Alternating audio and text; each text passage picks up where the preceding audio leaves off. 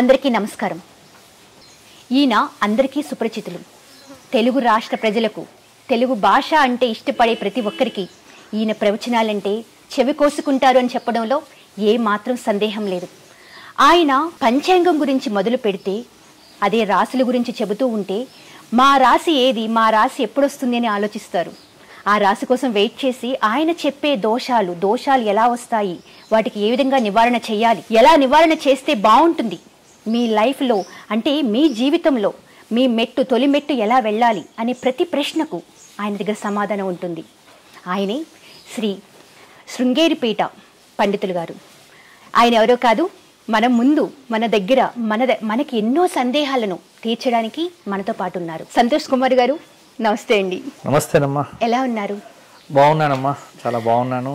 మేము కూడా సార్ మిమ్మల్ని చూడడం మా అదృష్టం అనుకోవాలి. ఎందుకనంటే మిమ్మల్ని కలవాలి, మిమ్మల్ని చూడాలి, మీ ప్రవచనాలు వినాలి అని చెప్పి ఆ చెవి కోసుకునే వాళ్ళు ఉన్నారు. స్పెషల్గా మమ్మల్ని చాలా మంది అడుగుతారు. సార్ మాట్లాడుతుంటే ఆయన ప్రవచనాలు వింటుంటే మాకు టైం అనేది తెలియదు, అలా గడిచిపోతూ ఉంటుంది. ఆయన ధర్మం అంటే ఒక ధర్మ పాలనలో వెళ్తూ ఉంటారు. ఇవాళ రేపు చాలా మంది వస్తున్నారు స్వామీజీలు. చాలా రకాలుగా మేము జ్యోతిష్యం చెబుతాము, మీ చేతరేకులు మార్చేస్తాము, ఎలాంటి దోషమైనా సరే డబ్బులు పెడితే అయిపోతుంది అనేవాళ్ళు చాలా మంది ఉన్నారు. కానీ చివరికి తిరిగి చూస్తే అది ఎంతవరకు జరుగుతుంది, ఎంత మేరకు వాళ్ళకి లాభం చేకూరుతుంది అంటే అది ఎప్పటికీ ప్రశ్నే. అవునమ్మా. దానికి మీరేం చెప్తారు స్వామి? చాలా సంతోషం అమ్మా. ఎందుకంటే ముఖ్యంగా మేము ఒక మాట మాట్లాడాలి అంటే దానికి శాస్త్ర ప్రమాణం ఉండాలి. మాలాంటి వ్యక్తుల మీద బాధ్యత చాలా ఎక్కువగా ఉంటుంది. మా గురువు గారు మల్లాది చంద్రశేఖర శాస్త్రి గారు ఎప్పుడూ ఒక మాట చెప్తుండేవారు. మనం ధర్మం కోసం ఏం చెయ్యాలి గురువు గారు అంటే ఆయన ఎప్పుడు మాతో అనేవారు, అరే మనం ధర్మం కోసం ఏదో చెయ్యాల్సిన పని లేదు, మనలాంటి వాళ్ళు ధర్మాన్ని పాడు చేయకుండా ఉంటే చాలు, ధర్మం బాగానే ఉంటుంది అన్నారు. అది చాలా విలువైనటువంటి మాట. ఈ మధ్యకాలంలో చాలామంది ఈ సామాజిక మాధ్యమాల్లో ముఖ్యంగా యూట్యూబ్ వీడియోస్లో ఎవరికి తోచినట్టుగా వారు చెబుతూ శాస్త్ర ప్రమాణం ఉండదు, ప్రమేయ బుద్ధి ఉండదు, ఆస్తిక్య బుద్ధి ఉండదు, నోటికి ఏది పడితే అది మాట్లాడటం. తద్వారా నష్టం ఎవరికి జరుగుతోంది అంటే హిందూ ధర్మానికి నష్టం జరుగుతోంది. అంటే మన కన్న తల్లిని మనమే చంపుకుంటున్నాం అని అనుకోవాలి. మన ధర్మాన్ని మనం స్థాపన చేయటం కోసం మనం ఏదో కొత్తగా, ఎందుకంటే ధర్మాన్ని కాపాడటం కోసం ఈ జగత్తులో ఆదిశంకర భగవత్పాదుల వారు అవతరించారు. వారు చతురామ్నాయ పీఠాలు పెట్టారు. ఆ చతురామ్నాయ పీఠముల యందు శృంగేరి పీఠం ఉంది, పూరీ పీఠం ఉంది, అదేవిధంగా ద్వారక, బదరి. ఆ పీఠాధీశ్వరులు ధర్మాన్ని కాపాడటం కోసం వారి కంకణబద్ధులై ఉన్నారు. వారి యొక్క ఆదేశాలు ఇప్పుడు మేమంతా కూడా, నేను శృంగేరి శారదా పీఠానికి ఆస్థాన పండితుణ్ణి. మా జగద్గురువులు ఏది చెబితే అది మాకు ప్రమాణం, అది ఆచరణీయం, అది ఆచరిస్తాము. కాబట్టి ఈ మధ్యకాలంలో చాలా వరకు అవాస్తవాలు, కొన్ని జరక్కపోవటాలు, తద్వారా ఏమైపోతోందంటే శాస్త్రము మీద నమ్మకం పోతోంది. ఇదే అదను చూసుకొని మిగతా మతాల వారు ఎవరైతే ఉన్నారో, ఈ ఎడారి మతాలు ఉన్నాయి కదా, ఈ ఎడారి మతాల వారంతా ఆకర్షించటానికి ప్రయత్నం చేస్తున్నారు. కాబట్టి ఇక్కడ నేను తప్పు పడుతున్నది ఎవరిని అంటే ముస్లిములను నేను తప్పు పట్టట్లే, క్రిస్టియన్స్ నేను తప్పు పట్టట్లే, వారెవ్వరిని నేను కౌంటర్ చెయ్యట్లే. ఎందుకంటే వారు అదను చూసి, సమయం చూసి, ఎప్పుడు కూడా పులి సమయం కోసం ఎదురు చూస్తూ ఉంటుంది, వేటాడడం కోసం.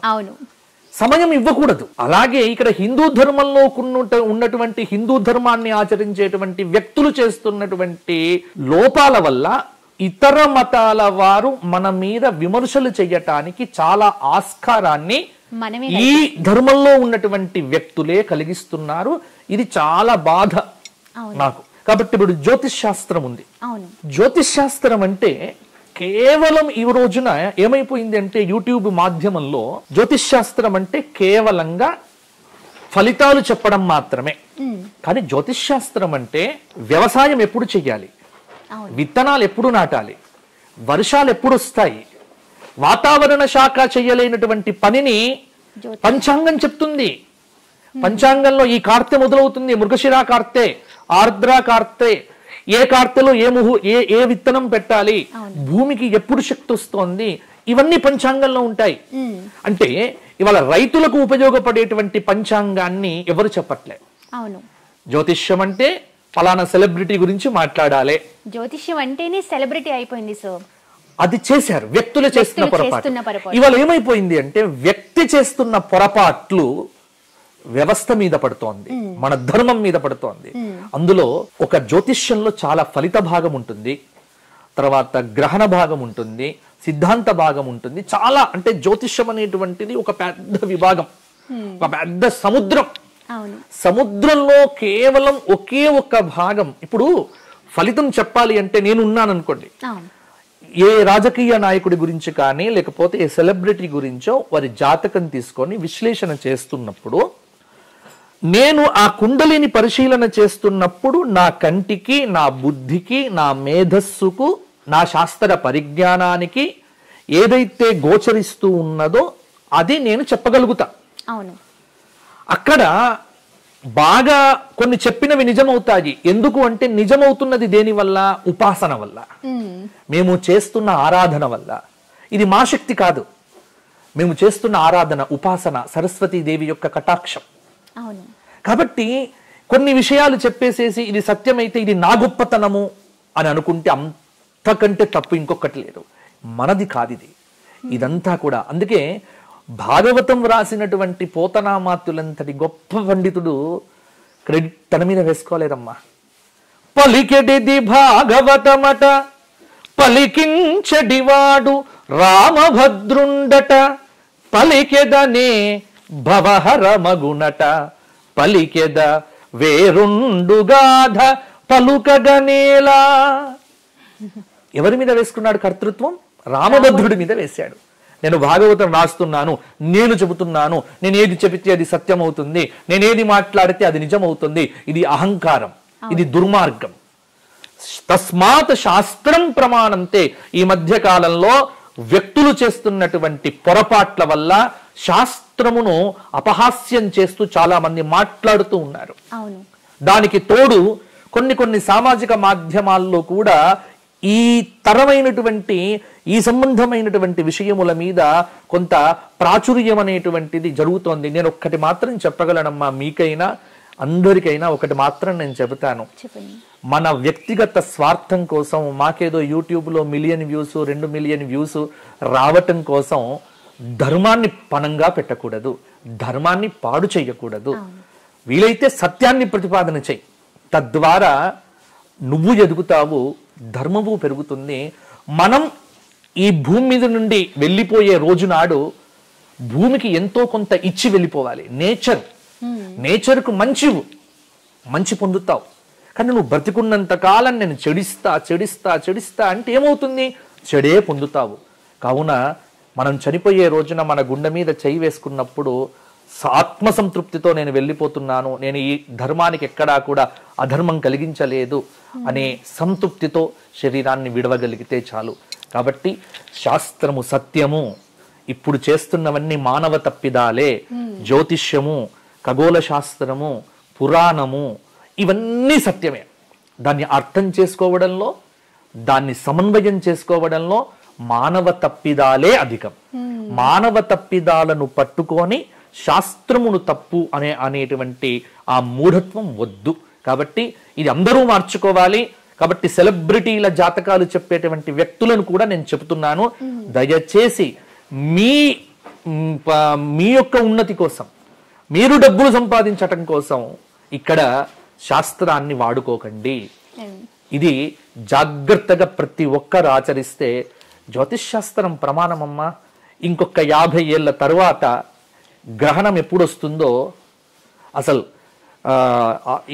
మాకు ఎక్విప్మెంట్స్ అవసరం లే, ఏ ఎక్విప్మెంట్స్ అవసరం లేకుండా పంచాంగం మీద మేము చెప్తాం.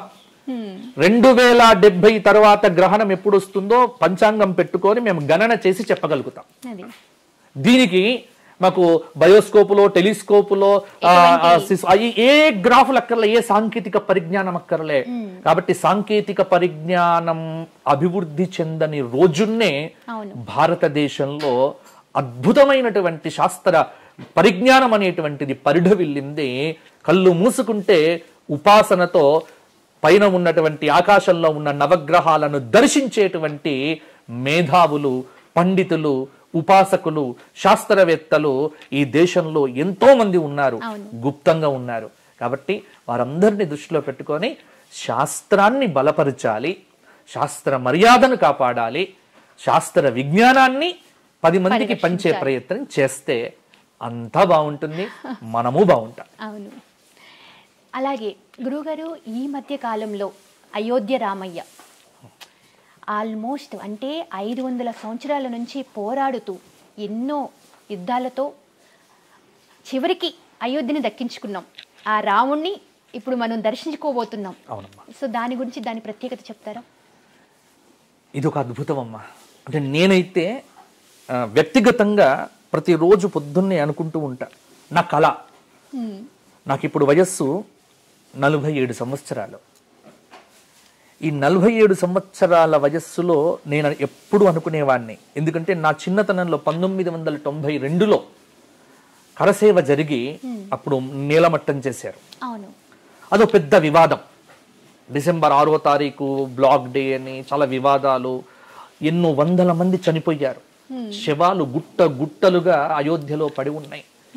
ఆ పేపర్లు అవన్నీ ఇప్పటికీ నాకు గుర్తుకొస్తూ ఉంటాయి. ఆ రోజుల్లో ఈ సామాజిక మాధ్యమాలు లేవు కదా. నేను చాలా అనుకునేవాణ్ణి, అయోధ్య, మధుర, మాయా, కాశీ, కాంచి, అవంతిక, పురి, ద్వారవతి చైవ సప్తైతే మోక్షదాయక. 7 మోక్షధామముల్లో ఒకటైనటువంటి మొట్టమొదటిది అయోధ్య కదా. మరి అయోధ్యలోనే రామచంద్రమూర్తికే అక్కడ ఆలయం లేకపోతే ఈ దేశం ఏమిటి, మనమేమిటి, ఈ 100 కోట్ల హిందువులు ఏం చేస్తున్నారు, ఎక్కడికి వెళ్తోంది మన రాజ్యం ఏమిటి? రోజు మధున పడేవాడిని. నా జీవితంలో నేను చూస్తాను అని ఏనాడు అనుకోలే. నేను జీవించి ఉండగా అయోధ్య రాముడి యొక్క ప్రతిష్టాపన జరుగుతుంది అని నేను అనుకోలేదు. అది ఇప్పుడు జరిగింది. ఇది విశ్వవ్యాప్తంగా ఉన్నటువంటి కోట్లాది మంది హిందువుల యొక్క సంకల్పం అమ్మా. ఇది భారతదేశానికి పండుగ కాదు. జనవరి 22వ తేదీ అనేటువంటిది ప్రపంచవ్యాప్తంగా ఉన్నటువంటి 800 కోట్లకు పైగా ఉన్న జనాభా పండుగ చేసుకోవాలి. ఎందుకంటే అక్కడ కడుతున్నటువంటిది రామాలయం కాదు, అక్కడ మానవుడికి ఆలయం కడుతున్నారు. అక్కడ మానవుడే మహనీయుడు, మానవుడే మాధవుడు, మానవ శక్తి చాలా గొప్పది అని మానవ శక్తిని ఈ జగత్తుకు తన అవతారం ద్వారా ప్రతిపాదించినటువంటి రామచంద్రమూర్తి యొక్క భవ్య దివ్య అద్భుత సుందర సురుచిర ఆలయ ప్రతిష్టాపన అనేటువంటిది అమోఘము, అద్భుతము. అది తలుచుకున్నప్పుడల్లా నా రోమాలు లేచి నిలబడుతున్నాయి. ఎందుకంటే ఎప్పుడెప్పుడు ఆ ఘట్టం వస్తుందా, ఆ సమయం ఎప్పుడు వస్తుందా? ఎందుకంటే 54 అంగుళాల సుందర సురుచిర నవనీత కోమల శ్యామల సుందర వదనారవింద సౌందర్య సాకేత అద్భుత రామచంద్రమూర్తి విగ్రహాన్ని అరుణ్ భట్టాచార్య అనేటువంటి అతడు, కర్ణాటకకు చెందినటువంటి అతడు సిద్ధం చేశాడు. అటువంటి బాలరాముడి యొక్క విగ్రహాన్ని ఆ అయోధ్యలో జనవరి 22వ తేదీ అభిజిత్ లగ్నంలో మధ్యాహ్న సమయంలో మృగశిర నక్షత్రంలో 84 సెకండ్ల దివ్య భవ్య అద్భుత ముహూర్తములో చాలా మంది శాస్త్రవేత్తలు, పండితులు తమ ఉపాసన ధారపోసి వేలాది రామకోట్ల జపాన్ని ధారపోసినటువంటి యంత్రం అక్కడ పెట్టి ఆ యంత్ర ప్రతిష్టాపన చేసి ఆ విగ్రహానికి ప్రతిష్టాపన జరుగుతున్నటువంటి ఆ శుభ తరుణం ఎప్పుడెప్పుడు వస్తుందా అని 1000 కళ్ళతో ఎదురు చూస్తూ ఉన్నాం. అది జరిగిన తత్క్షణం భారతదేశం యొక్క గతి మారుతుంది. భారతదేశం అద్భుతం కాబోతోంది. ప్రపంచ వ్యాప్తంగా ఈ దేశానికి ఒక మహర్దశ పట్టబోతోంది.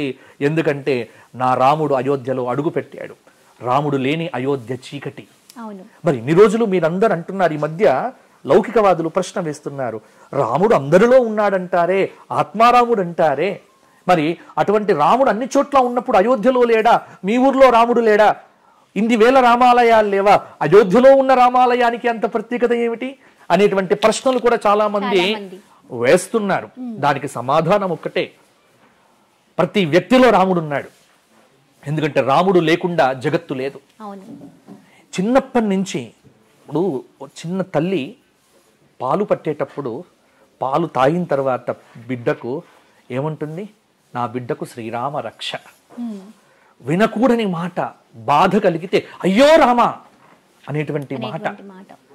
అలాగే అంటే ఉదయం నిద్ర లేచినప్పటి నుంచి రాత్రి పడుకునేదాకా మన చేతల్లో, మన మాటల్లో, మన వ్యవహారంలో రాముడు ఎన్నిసార్లు వస్తాడమ్మా?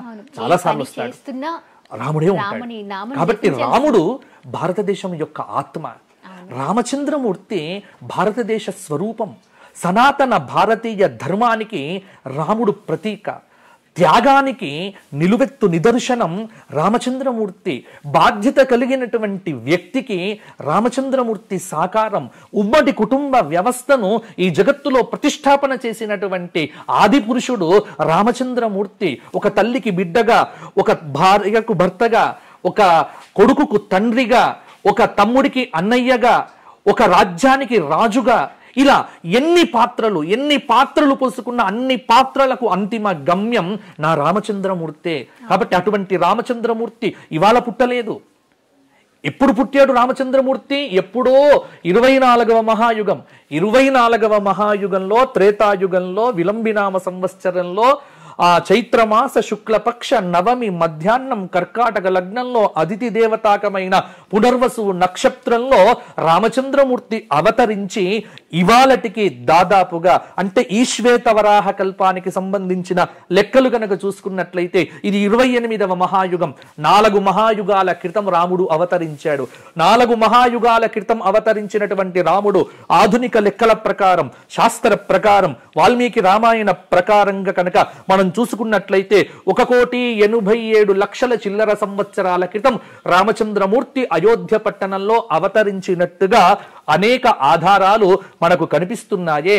అన్ని వేల సంవత్సరాల క్రితం అవతరించినటువంటి రామభద్రుణ్ణి ఇవాళటికి మనం మరిచిపోవట్లే. ఏ సమస్య వచ్చినా, కుటుంబ సమస్య వస్తే రామాయణం పరిష్కారం చూపిస్తుంది. కాబట్టి ఇవాళ భారతదేశం యొక్క ఆత్మ, భారతదేశ సనాతన ధర్మ స్వరూపము, భారతదేశానికి నిలువెత్తు రూపము భారతీయుడంటేనే రామచంద్రమూర్తి. అటువంటి రాముడు పుట్టినటువంటి అయోధ్యలో రాముడికి ఆలయం లేకపోవడం ఏమిటమ్మా? కాబట్టి రామాలయం రావాలి అని ప్రతి ఒక్క కోరిక, ప్రతి ఒక్కడి కోరిక. అందుకే రామాలయం రావాలి అని కేవలంగా నేను, నువ్వు, మనము కోరుకోలే. ఈ దేశంలో ఉన్నటువంటి 84 లక్షల జీవరాశులు కోరుకున్నాయి. ఇక్కడ ఉన్నటువంటి గోవులు కూడా రామ అనగానే చెవులన్నీ పైకొస్తాయమ్మా. ఎందుకంటే నేను పొద్దున్నే మా గోశాలలో అప్పుడప్పుడు జై శ్రీరామ్, జై శ్రీరామ్ అని ఒక నామం పెడుతూ ఉంటాం. శ్రీరామ అని నామం పెట్టగానే ఆవు యొక్క చెవు పైకి వెళ్తుంది. ఇలా తెలిసిందమ్మా వాటికి అంటే అర్థం చేసుకోవాలి. కాబట్టి ప్రతి ప్రాణికి అందుకే నేల పులకరించబోతోంది, నింగి పులకరించబోతోంది, సముద్రాలు ప్రశాంతంగా మారబోతున్నాయి, ప్రకృతి పరవశించబోతోంది, ఆనందంతో ఈ జగత్తులో ఉన్నటువంటి గోసంపదంతా వృద్ధి పొందబోతోంది. ఎందుకంటే నా రాముడు అయోధ్యలో పట్టాభిషిక్తుడు కాబోతున్నాడు. ఆ తరుణం. కాబట్టి భారతదేశంలో నేను చాలా ఆనందంగా ఉన్నా. ఆ రోజున ప్రతి ఒక్క హిందువు తమ ఇంట్లో మోడీ గారు చెప్పినట్టుగా ప్రతి ఇంట్లో ఆ రోజు పండుగ. ఇక నుంచి మనకు పండుగ ఏమిటి? జనవరి 22 మరొక్క దీపావళి, మరొక్క సంక్రాంతి, మరొక్క విజయదశమి, అన్ని పండుగలు కలబోస్తే జనవరి 22 అమ్మా. కాబట్టి ఇండ్లంతా అలంకారం చేసుకోండి, ముగ్గులతో అలంకారం చెయ్యండి, రామచంద్రమూర్తి విగ్రహానికి చక్కగా ఆవు నెయ్యితో దీపం పెట్టండి, అందరు కలిసి రామరక్షా స్తోత్ర పారాయణం చెయ్యండి, అందరు కలిసి సాయంత్రం ఇంటిల్లిపాది కలిసి మొత్తం మంది కలిసి హనుమాన్ చాలీసా పారాయణం చెయ్యండి, మీ ఇంటి మీద హనుమత ధ్వజాన్ని ప్రతిష్టాపన చెయ్యండి, ఇంటి ముందు శ్రీరామ జయ రామ జయ జయ రామ అనేటువంటి అక్షరాలు లిఖించండి, ఇంటి గుమ్మం పైన శ్రీరామ రక్ష అని రాసి పెట్టండి. మీ గృహం మారుతుంది, మీ నడక మారుతుంది, మీ వ్యవస్థ మారుతుంది, మీ దశ మారుతుంది, మీ దిశ మారుతుంది. అన్నీ మార్చగలిగినటువంటి నా రామచంద్రమూర్తి అయోధ్యలోకి రావడమే తరువాయి. కాబట్టి ఎదురు చూస్తున్నాం, ఇంకా నిరీక్షిస్తున్నాం ఆ తరుణం. అయితే మేమందరం అయోధ్యకి వెళ్తాం. ఇప్పుడు నాకు కూడా ఆహ్వానం అయోధ్యకు రావాలని ఉంది, ఓకే. కానీ వెళ్ళట్లే. ఎందుకంటే అందరూ అయోధ్యకు వెళ్తే ఎలా అమ్మా? మన ఊర్లో ఎవరు చేస్తారు ఉత్సవాలు? అవును. కాబట్టి అయోధ్యకు వెళ్ళడమే అందరూ ప్రతివాడు నేను అయోధ్యకు వెళ్ళొద్దు అయోధ్యకు ఎవరు. ఎందుకంటే అయోధ్యలో ఆ రోజున 4,000 మంది పీఠాధిపతులు, 4,000 మంది సన్యాసులు, మోడీ గారు అందరూ చేస్తున్నారు. మనమంతా ఏం చేద్దాం? మనమంతా అయోధ్యకు వెళ్ళాల్సిన పని లేదు. మన ఊరే అయోధ్య చేసుకుందాం, మన ఇల్లే రాముడి యొక్క నిలయం చేసుకుందాం, మన మనస్సే రామాలయంగా మార్చివేద్దాం, మన గృహమే రాముడి యొక్క గృహంగా మార్చేద్దాం, తర్వాత వెళ్దాం.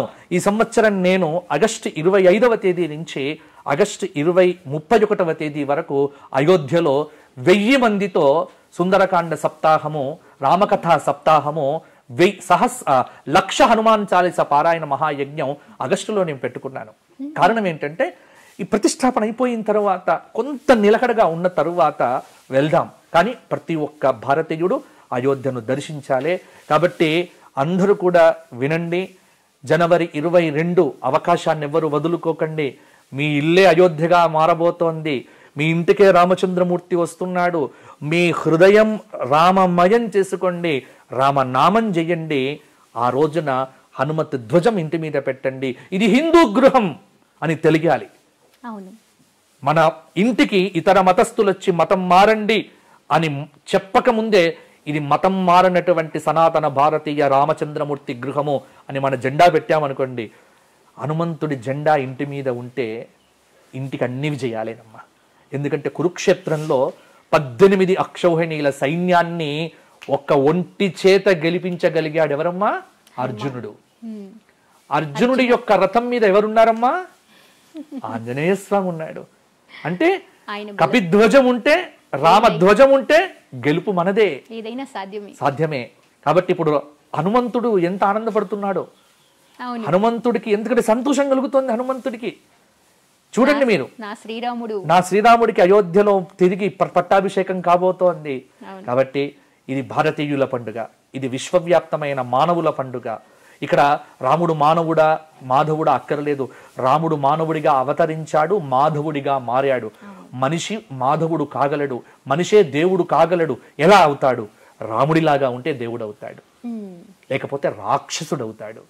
కాబట్టి రాముడి యొక్క విషయం వస్తే నాకు శరీరానికి ఇంకా అవధులు ఉండవమ్మా ఆనందం అనేటువంటిది.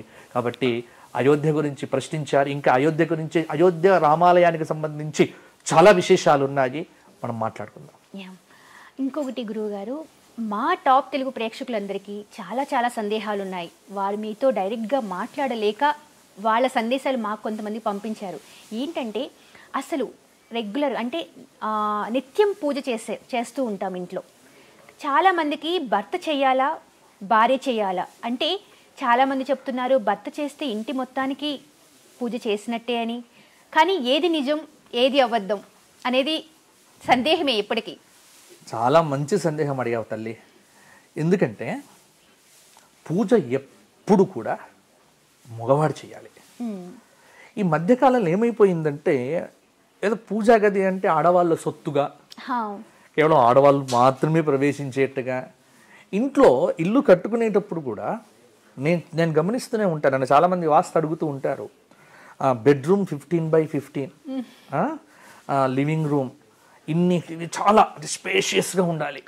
పూజా గది దగ్గరికి వచ్చేసరికి 2x2 ఆర్ 4x4 ఎక్కడైనా ఒక చిన్న గది చిన్నది పెట్టుకోవడం. ఎక్కడ అడ్జస్ట్ చేస్తే బాగుంటుంది. నేనేమంటే తెలుసా, 15x15 రూమ్లో నువ్వు హాయిగా నిద్రపోవాలన్నా, డైనింగ్ హాల్లో కూర్చున్న తిన్నది అరగాలన్నా, లివింగ్ రూమ్లో కూర్చొని హాయిగా ప్రశాంతంగా టీవీ చూడాలన్నా, మిగతా అన్ని గదుల్లో నీకు ప్రశాంతత రావాలి అంటే ముఖ్యంగా రీఛార్జ్ పాయింట్ అంటే ఒకటి ఉంటుంది కదా, ఆ రీఛార్జ్ చేసే కేంద్రమే మన ఇంట్లో పూజా గది.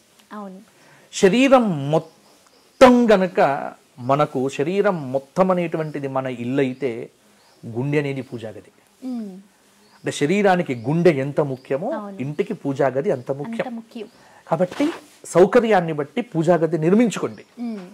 పూజా గదిలో పొద్దున్నే ఎవరు పూజ చేయాలి? ఇంటి యజమాని చెయ్యాలి. ఆడవారు సాధారణంగా ఇప్పుడు ఆడవారికి చాలా మంది ఆడవాళ్ళు పూజలు చేసేటువంటి సంప్రదాయం ఎక్కువ మంది ఆడవాళ్ళే చేస్తారు. మొదటి దీపం ఇంట్లో ఆడవాళ్ళు వెలిగించాలి కాదు కాదు, ఇంటి దీపం మొట్టమొదలు మగవాడు వెలిగించాలి.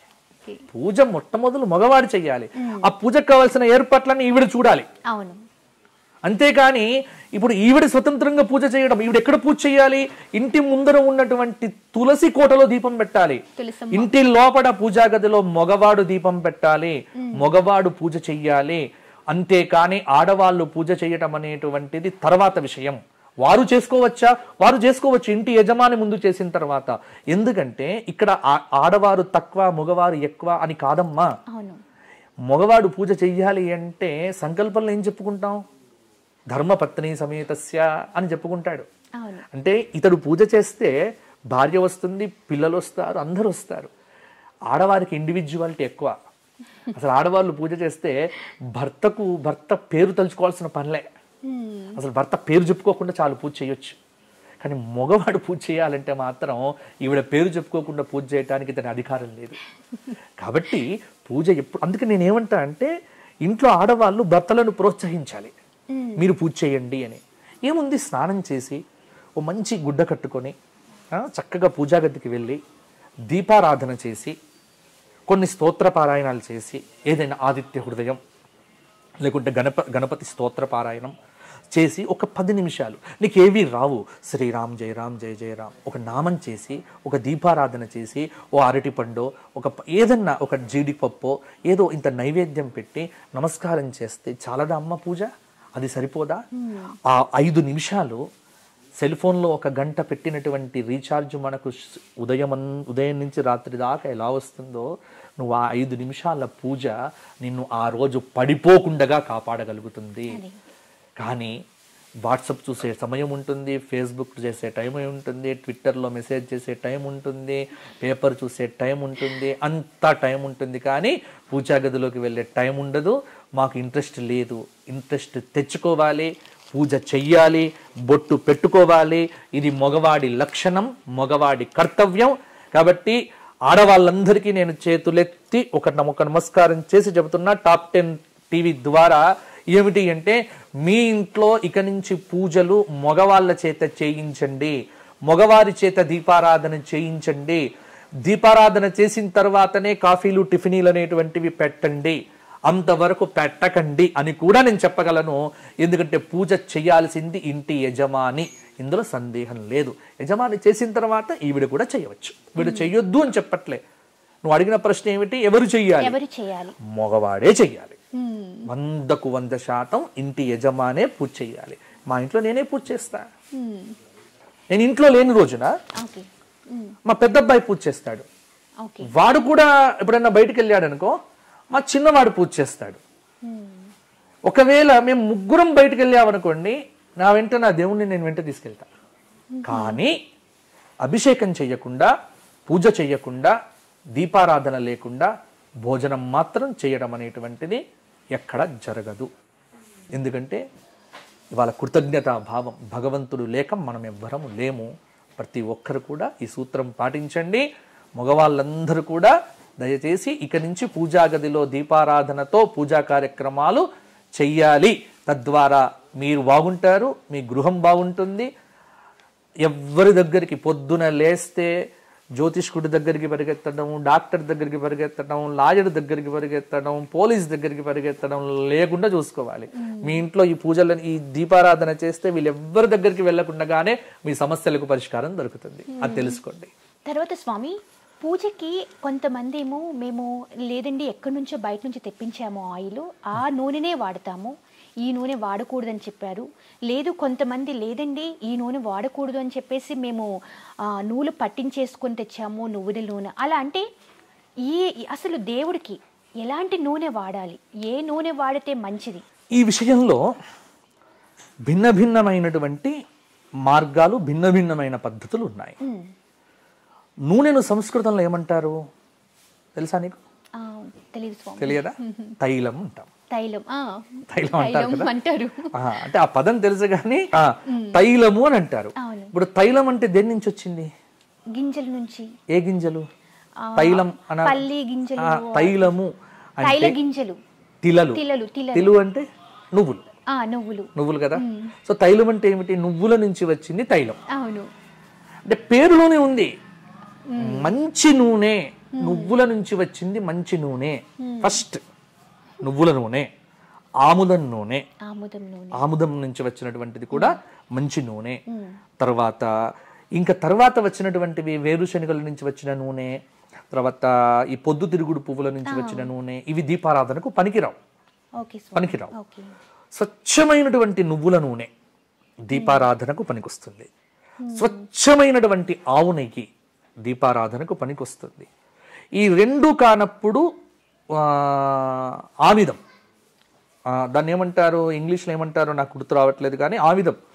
ఆముదంతో ఇదివరకు పూర్వకాలంలో చాలా దీపాలు పెట్టేవారు. అంటే మనకి విద్యుత్ దీపాలు లేని రోజుల్లో ఆముదంతోనే దీపాలు పెడుతున్నారు. అది చాలా నీ మీద ప్రేమ చూపిస్తుంది. ఆముదంతోనే దీపాలు పెట్టేవారు. కాబట్టి ఆముదం కానీ నువ్వుల నూనె కానీ లేకపోతే ఇంకా కొబ్బరి నూనె, ఇది పరమ పవిత్రమైనటువంటివి. వీటితో దీపారాధన చేయవచ్చు. కొన్ని తాంత్రిక పద్ధతుల్లో తాంత్రిక పూజలు చేసినప్పుడు ఇప్ప నూనె అని ఉంటుంది, ఇప్ప నూనెతో పెడతారు. అలాగే ఇంకా కొన్ని తాంత్రిక పద్ధతులు, మనకు తాంత్రిక పద్ధతులు అక్కర్లేదు కాబట్టి ఇంట్లో దీపారాధన. అయితే ఇవాళ మార్కెట్లో దొరికేటువంటివన్నీ కూడా కల్తీ, 100% కల్తీ. చాలా మంది దీపారాధన అనగానే దీపం పెట్టడానికి నూనె ఇవ్వండి అంటారు. నేనేమంటా అంటే ఇంటి కోసం ఇప్పుడు నువ్వుల నూనెతో దీపం పెడితే, మంచి స్వచ్ఛమైన నువ్వుల నూనెతో మీరు దీపారాధన చేసి చూడండి, దీపం ఎక్కువసేపు వెలుగుతుంది. అవును స్వామి, దీపం చాలాసేపు వస్తుంది. దాని నుంచి వచ్చేటువంటి పొగ ఏదైతే ఉందో అది ఇంట్లో ఉన్నటువంటి వాతావరణాన్ని శుద్ధి చేస్తుంది, మన శ్వాస కోశాలను బాగుపరుస్తుంది. కాబట్టి మంచి నూనెతో దీపం పెడితే, నువ్వుల నూనెతో చాలా పాజిటివ్ ఎనర్జీ. మీరు కేరళ ఎప్పుడైనా వెళ్తే మీరు కేరళలో చూడండి, కేరళ మొత్తం దీప సంస్కృతి. అవును, భారతదేశానికి అసలు దీప సంస్కృతిని బాగా అందించినటువంటి రాష్ట్రం కేరళ. అక్కడ స్వచ్ఛమైన కొబ్బరి నూనెతో దీపం పెడతారు. కొబ్బరి నూనె కూడా చాలా పాజిటివ్ ఎనర్జీ. కొబ్బరి నూనెతో దీపం పెట్టొచ్చు. స్వచ్ఛమైన కొబ్బరి నూనెతో స్వచ్ఛమైనటువంటి నువ్వులను పట్టించి, నువ్వులను ఆడించి గానుగతో చక్కగా దీపారాధనకు. ఇప్పుడు ఏమైపోయింది అంటే డామినోస్లో పిజ్జాలు తింటారు, తర్వాత ఎక్కడెక్కడో ఖర్చులు పెడతారు, ఇంట్లో పిల్లలకు కూడా చాలా ఈజీగా ఖర్చు పెడతారు. కానీ ఇంట్లో దీపారాధనకు వాడేటువంటి నూనె మాత్రం 150 రూపాయల్లో కావాలనుకుంటారు. ఎలానమ్మా? ఇంట్లో నూనె, దీపారాధన చాలా ముఖ్యం. ఇంటికి దీపం ఎందుకంటే ప్రాణశక్తినిస్తుంది. కాబట్టి అక్కడ మీరు ఎప్పుడు కూడా పిసినారితనాన్ని పెట్టకండి. మంచి నువ్వుల నూనెనే మార్కెట్లోంచి కొని తెచ్చుకోండి. తద్వారా మీ ఇంట్లో చాలా మార్పులు వస్తాయి. ఉదయం సాయంత్రం ఎప్పుడు దీపం వెలుగుతూ ఉండాలి ఇంటికి. సంధ్యా దీపం సాయంత్రం, ఉదయకాల దీపం. మగవాడు పొద్దున్న లేవగానే దీపం పెట్టాలి. లేకపోతే స్వచ్ఛమైన ఆవు నెయ్యి ఉన్నదనుకోండి, ఆవు నెయ్యితో దీపం పెడితే ఎంత ఎనర్జీ తెలుసా? ఇప్పుడు నేను మా ఇంట్లో, ఎందుకంటే మా ఆవుల నుంచి తీసినటువంటి స్వచ్ఛమైనటువంటి నెయ్యి, అప్పుడు ఆ నెయ్యితో దీపం పెట్టిన రోజున వాతావరణమే వేరుంటుంది ఇంట్లో. అలాగే స్వచ్ఛమైన నువ్వుల నూనెతో దీపారాధన చేసినప్పుడు ఎనర్జీ లెవెల్స్ వేరుంటాయి, మీరు ఫీల్ కావచ్చు.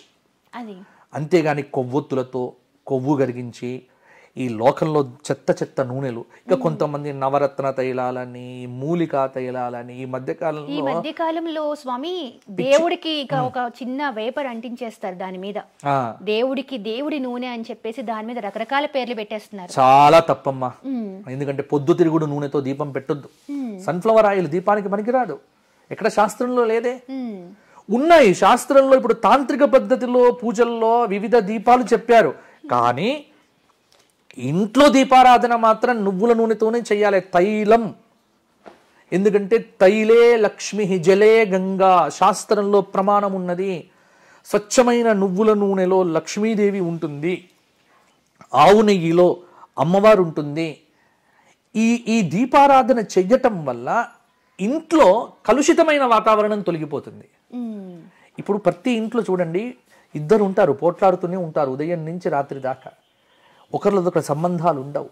ఇంట్లో అశాంతి, చాలా సమస్యలు, రోగాలు, నొప్పులు, ప్రశాంతత లేకపోవడం, అందరి దగ్గర పుష్కలంగా డబ్బు ఉంది కానీ ఎటువంటి సంతోషం ఉండదు, సంతోషం లేదు. ఒకసారి మీరు ఇంట్లో చక్కగా ఉదయమే బ్రాహ్మీ ముహూర్తంలో లేచి స్నానం చేసి స్తోత్రపారాయణం చేసుకొని స్వచ్ఛమైన నువ్వుల నూనెతో ఇంట్లో దీపారాధన చేసి కొన్ని రోజులు చూడండి.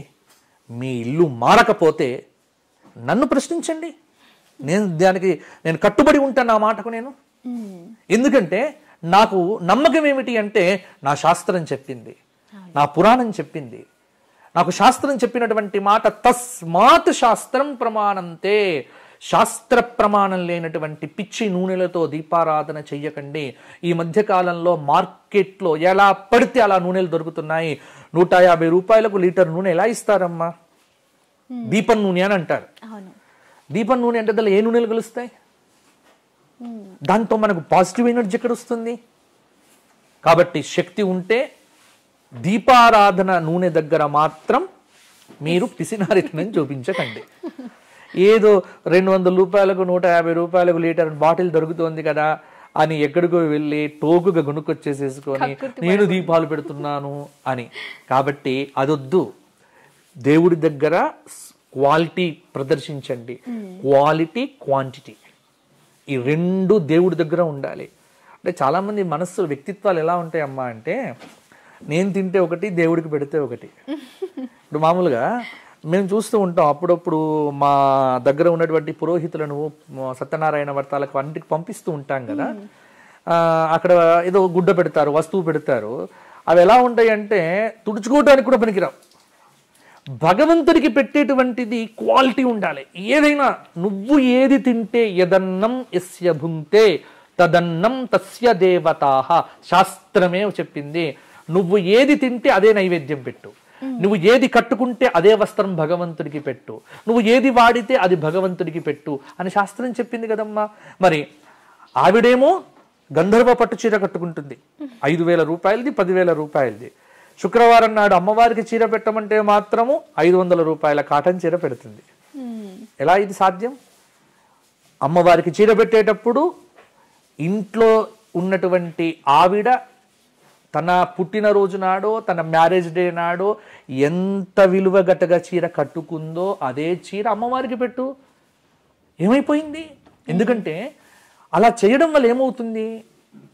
తద్వారా అమ్మవారికి నువ్వు 5,000 రూపాయలు పెట్టి చీర కట్టించావు అనుకో, నీకు తదుపరి సంవత్సరం లోపల అటువంటి చీరలు 100 రావచ్చమ్మా. ఎప్పుడు కూడా గుర్తుపెట్టుకోండి, భగవంతుడికి ఏది ఇచ్చినా మనకు రెట్టింపిస్తాడు. ప్రకృతికి ఒక చిన్న గింజను తీసి భూమిలో పెడితే 1000 గింజలు ఇస్తుందమ్మా నేల. మీకు తెలుసు కదా, భూమి విత్తనాలు చల్లితే మనం చల్లేవి క్వింటాలు, మన 1 కిలో 2 కిలోలు ఉంటాయి కానీ గుప్పెడు, కానీ ఎన్ని క్వింటాల బియ్యం వస్తాయమ్మా? అంటే నేచర్ ఎప్పుడు కూడా తీసుకునేది కొంత, ఇచ్చేది ఎక్కువ. మనిషి పుచ్చుకునేది ఎక్కువ, ఇచ్చేది కొంత. ఇక్కడే నేచర్ను అర్థం చేసుకోవాలి. కాబట్టి భగవంతుడి విషయంలో, నూనెల విషయంలో కకృతి పడకండి. స్వచ్ఛమైన నువ్వుల నూనెతో, కొబ్బరి నూనెతో, ఆవు నెయ్యితో దీపారాధన చెయ్యండి. ఎక్కడ దొరుకుతుంది, మాకు దొరకదు అనే ప్రశ్నలకు తావు లేదు. మీకు ఇచ్చ ఉంటే శోధిస్తే మార్కెట్లో దొరుకుతున్నాయి, చాలా వరకు దొరుకుతున్నాయి. కాబట్టి స్వచ్ఛంగా వెతకండి, దొరుకుతుంది. అలా దీపారాధన చేసి చూడండి, మీ ఇంట్లో మార్పులు ఉంటాయా లేదా కూడా. ఎప్పుడైనా మీరు ఈ ఎపిసోడ్ చూసిన తర్వాతనైనా తిరిగి ఎప్పుడైనా కామెంట్ రూపంలో మాకు పెట్టండి, మేము సంతోషిస్తాం. గురువుగారు, ఇంకొకటి ఏంటంటే, మా చిన్నప్పుడు మగపిల్లలు మొలతాళ్ళు వేసుకునేవాళ్ళు. అంటే దానికి కూడా ఏమీ లేకుండా అయితే, శాస్త్రంలో ఏది లేకుండా అయితే ఊరికే ఏదో వేశారు పెట్టేశారు అని. కానీ ఇప్పుడు ఉన్న జనాలకి, అంటే ఇప్పుడున్న పిల్లలకి మొలతాడంటే ఏంటి, ఆ తాడు బెల్ట్ పెట్టుకుంటాము, ఇది అసలు ఎందుకు అని మళ్ళీ తిరిగి క్వశ్చన్ వేస్తున్నారు. కానీ ఆ క్వశ్చన్స్కి ఆన్సర్ అంటే వాటికి జవాబులు మేము చెప్పలేను. అంటే అసలు ఎందుకు వేస్తారంటారు మొలతాడు? మగ పిల్లలకి ఎందుకు వేస్తారు? మొలత్రాడు వేయటానికి చాలా సహేతుకమైన కారణాలు ఉన్నాయి. మీరు సనాతన ధర్మంలో ఇటువంటి వాటిని పరిశోధన చేయగలిగితే ప్రతి దాని వెనుక ఒక అద్భుతమైన సాంకేతిక విజ్ఞానం ఉంటుంది. సాంకేతిక పరిజ్ఞానం ఉంటుంది. కానీ నేనేం చెప్తాను అంటే ప్రతి విషయం వెనుక సాంకేతిక పరిజ్ఞానం గురించి ఆలోచించాల్సిన పనిలే. ఎందుకంటే మన ధర్మం మనకు చెప్పింది అంటే మంచి కోసమే చెప్తుంది. అవును. ఎప్పుడు కూడా ఇప్పుడు ముస్లిమ్స్లో వారి మతం చెప్పింది అంటే ఎందుకు అనే ప్రశ్న వస్తుందా? రాదు. ఒకవేళ ఎందుకు అని అడిగితే ఏం చేస్తారు? వాడిని చంపైరా అని చెప్తారు, తల తీరా అని చెప్తారు. క్వశ్చన్ వేసే అధికారమే ఇవ్వలే. మతాన్ని ప్రశ్నించే అధికారం ఇస్లాంలో లేదు, క్రిస్టియానిటీలో లేదు. మతాన్ని ప్రశ్నించే అధికారం లేదు. ఒకవేళ మతాన్ని ప్రశ్నిస్తే ఆ తలలెగరగొట్టేశారు. అందుకే భయంతో వారు ఆచరిస్తారు. కానీ మన ధర్మం స్వచ్ఛమైన ధర్మం. మనకేంటంటే ఇట మన ధర్మానికి సంబంధించి ఎవరైనా అడగొచ్చు అనేటువంటి ఒక వెసులుబాటు ఇచ్చింది. దాన్ని పరిప్రశ్న అంటాం, జిజ్ఞాస అంటాం. అంటే ధర్మానికి సంబంధించిన ప్రశ్నలు వేయొచ్చు. అది ఏమైపోయింది అంటే ఈ సాంకేతిక పరిజ్ఞానం పెరిగి, సామాజిక మాధ్యమాలు పెరిగి పెరిగి పెరిగి పెరిగిపోయి ఇప్పుడు ప్రతిదీ ఒక ప్రశ్నగానే మిగిలిపోతోంది. నేను గాజులు ఎందుకు వేసుకోవాలి, నేను బొట్టు ఎందుకు పెట్టుకోవాలి, నేను తీర్థం ఎందుకు తీసుకోవాలి, దీపం ఎందుకు పెట్టాలి, ప్రతిదీ ఎందుకు పెట్టాలి, ఎందుకు చెయ్యాలి అంటే గతంలో కూడా నేను చాలా సందర్భాల్లో ఈ విషయంలో నేను నియంతలాగానే మాట్లాడతా, నచ్చినా నచ్చకపోయినా. ఇది తల్లిదండ్రులు తెలుసుకోవలసినటువంటి విషయం. ఇప్పుడు మొలత్రాడనేటువంటిది ఎందుకోసము అంటే ఇక్కడ కటి ప్రదేశంలో ఇక్కడ జైంట్ ఇది. ఎందుకంటే కింది భాగము అధో భాగము, ఇది ఊర్ధ్వ భాగము. ఈ రెండింటి మధ్యలో సంధి. ఈ సంధి మధ్యలో ఖచ్చితంగా ఒక రక్షణగా ఒక తాడు ఉండాలి. ఆ తాడు కట్టేటప్పుడు కూడా ఏదో ఇష్టమున్న తాళ్ళు కట్టరు, నల్ల తాడు కడతారు. నల్ల తాడు మాత్రమే కడతారు. నల్ల తాడు దృష్టి దోషాన్ని తొలగింపజేస్తుంది. మా చిన్నతనంలోనైతే వెండి గొలుసులు వేసేవారు గజ్జలతో. మామూలుగా మాకు వెండి గొలుసులే ఉండేవి, వెండి మొలతరాడు అని.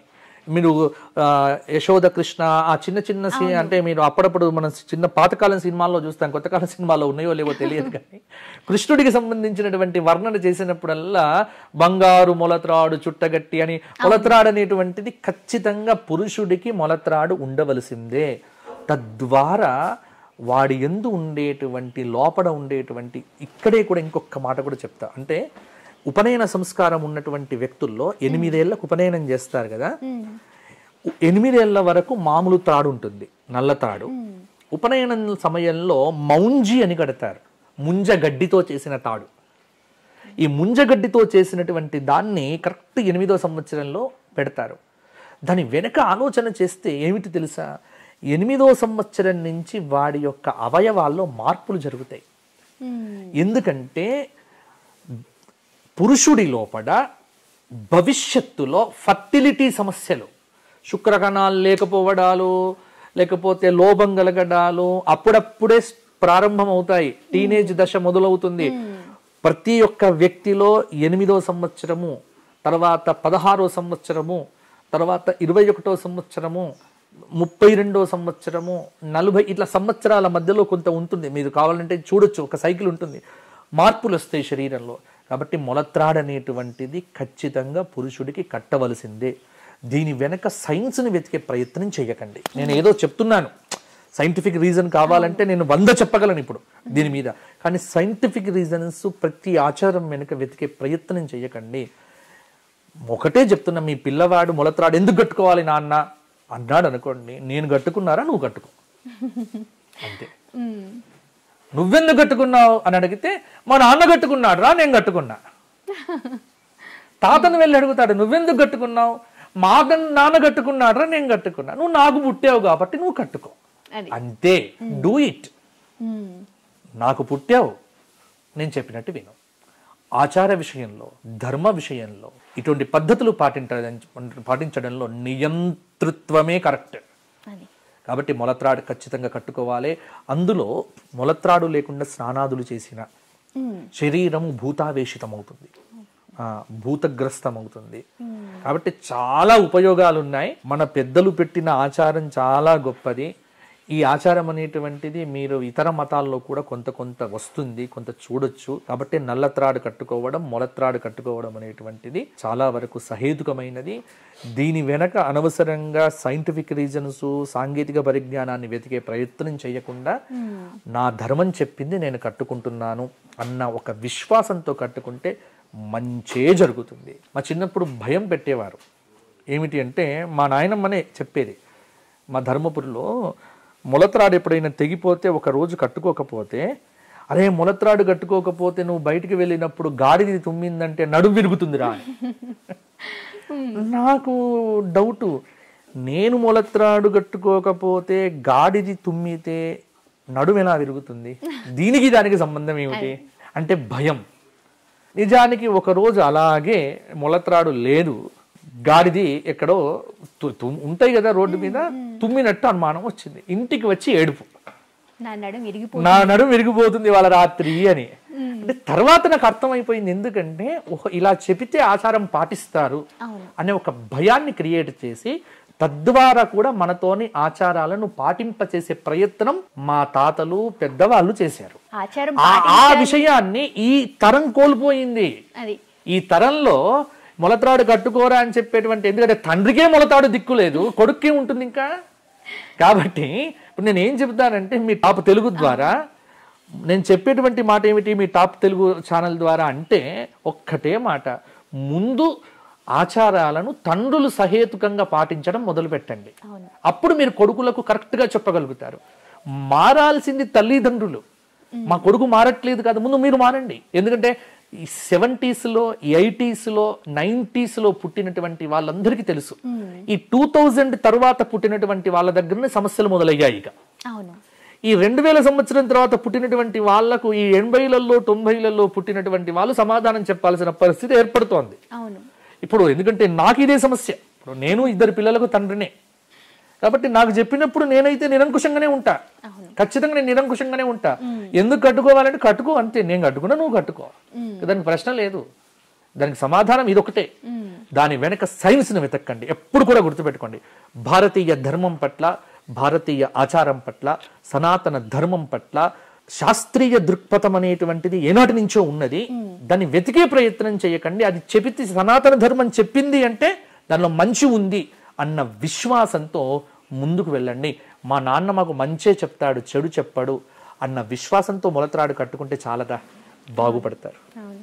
గురూజీ, కలలో చనిపోయిన వారు తల్లిదండ్రులు లేదా తాతగారు, అమ్మమ్మలు అలా వచ్చారు అని అంటే ఏంటి అర్థం? చాలా మందికి చనిపోయిన వాళ్ళు మాకు కలలోకి వచ్చారు, ఏం జరుగుతుందో అనే ఒకటి స్వప్న శాస్త్రం అయితే ఉందమ్మా.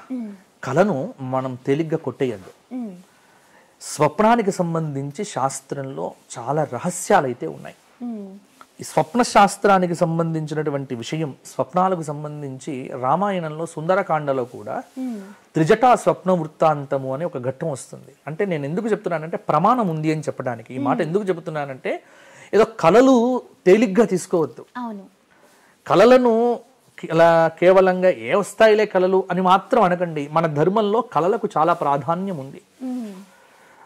మంత్రశాస్త్రంలో కూడా కొంత సాధన చేసినప్పుడు దేవత స్వప్నంలో దర్శనమిచ్చి నీకు మంత్రసిద్ధి కలుగుతుందని కూడా చెప్తుంది. కాబట్టి స్వప్నం అనేటువంటిది నిజం. బ్రహ్మాండ పురాణంలోనే అనుకుంటా, బ్రహ్మాండ పురాణంలో ఒక స్వప్నానికి సంబంధించినటువంటి నిర్వచనం చెప్పడం జరిగింది. ఏమిటి అంటే, ప్రదర్శయతి జీవాయ అంటే పూర్వజన్మలో సంబంధమైనటువంటి కర్మానుభవాలు, ఈ జన్మలో ఉన్నటువంటి కర్మ సంబంధాలు, ఇవన్నీ కూడా ప్రదర్శయతి జీవాయ స్వస్వప్న ఇత్యభిధీయతే. ఆ పూర్తి శ్లోకం గుర్తు రావట్లేదు ఇప్పుడు, కానీ ఈ చివరి పాదం మాత్రం సస్వప్న ఇత్యభిధీయతే. ప్రదర్శయతి జీవాయ మనోగతాంస్తు సంస్కారాన్. ఇక్కడ గుర్తుకొచ్చింది, మనోగతాంస్తు సంస్కారాన్ స్వేచ్ఛయా పరమేశ్వరః ప్రదర్శయతి జీవాయ సస్వప్న ఇత్యభిధీయతే. ఇది బ్రహ్మాండ పురాణంలో నేను చెప్తున్నటువంటి ప్రమాణం. ఇక్కడ మనోగతములైనటువంటి సంస్కారములను జీవుడికి స్వేచ్ఛగా పరమేశ్వరుడు ప్రదర్శించడమే స్వప్నము అని దాని నిర్వచనం. అంటే స్వప్నానికి ఒక ప్రమాణం ఉంది. ఇక కళలు ఎప్పుడు కల వస్తే నిజమవుతుంది, ఎప్పుడు కల రాకపోతే అనేటువంటి దాంట్లో కూడా మనకు కొన్ని ఉంది. స్వప్నస్తు ప్రథమేయామే సంవత్సర విపాకినః, ఇది శాస్త్ర ప్రమాణం. ఒక కళ మంచి కళ, అనుకోనిది వినుకోనిది. ఇప్పుడు కళలు కూడా యాదృచ్ఛిక స్వప్నము అని ఒకటి, చింతిత స్వప్నము అని ఒకటి, వ్యాధిజ స్వప్నము అని ఒకటి. ఈ 3 రకాలుగా ఉంటాయి. యాదృచ్ఛిక స్వప్నము అంటే మన మైండ్లో కానీ ఆలోచనలో ఎక్కడ ఏది లేనటువంటిది ఒక కళగా వస్తే అది యాదృచ్ఛికం. ఇవాళ రాత్రంతా పడుకునేటప్పుడు హర్రర్ షో చూస్తున్నాం. పడుకునేటప్పుడు ఓటీటీలో మంచి హర్రర్ మూవీ చూస్తూ పడుకున్నాం. పడుకున్న తర్వాత రాత్రి కల వచ్చింది. పక్కకే ఎవరో దయ్యం కూర్చున్నట్టు, శరీరం మీద కూర్చున్నట్టు, గుద్దుతున్నట్టు కల వచ్చింది. ఇది చింతిత కళ.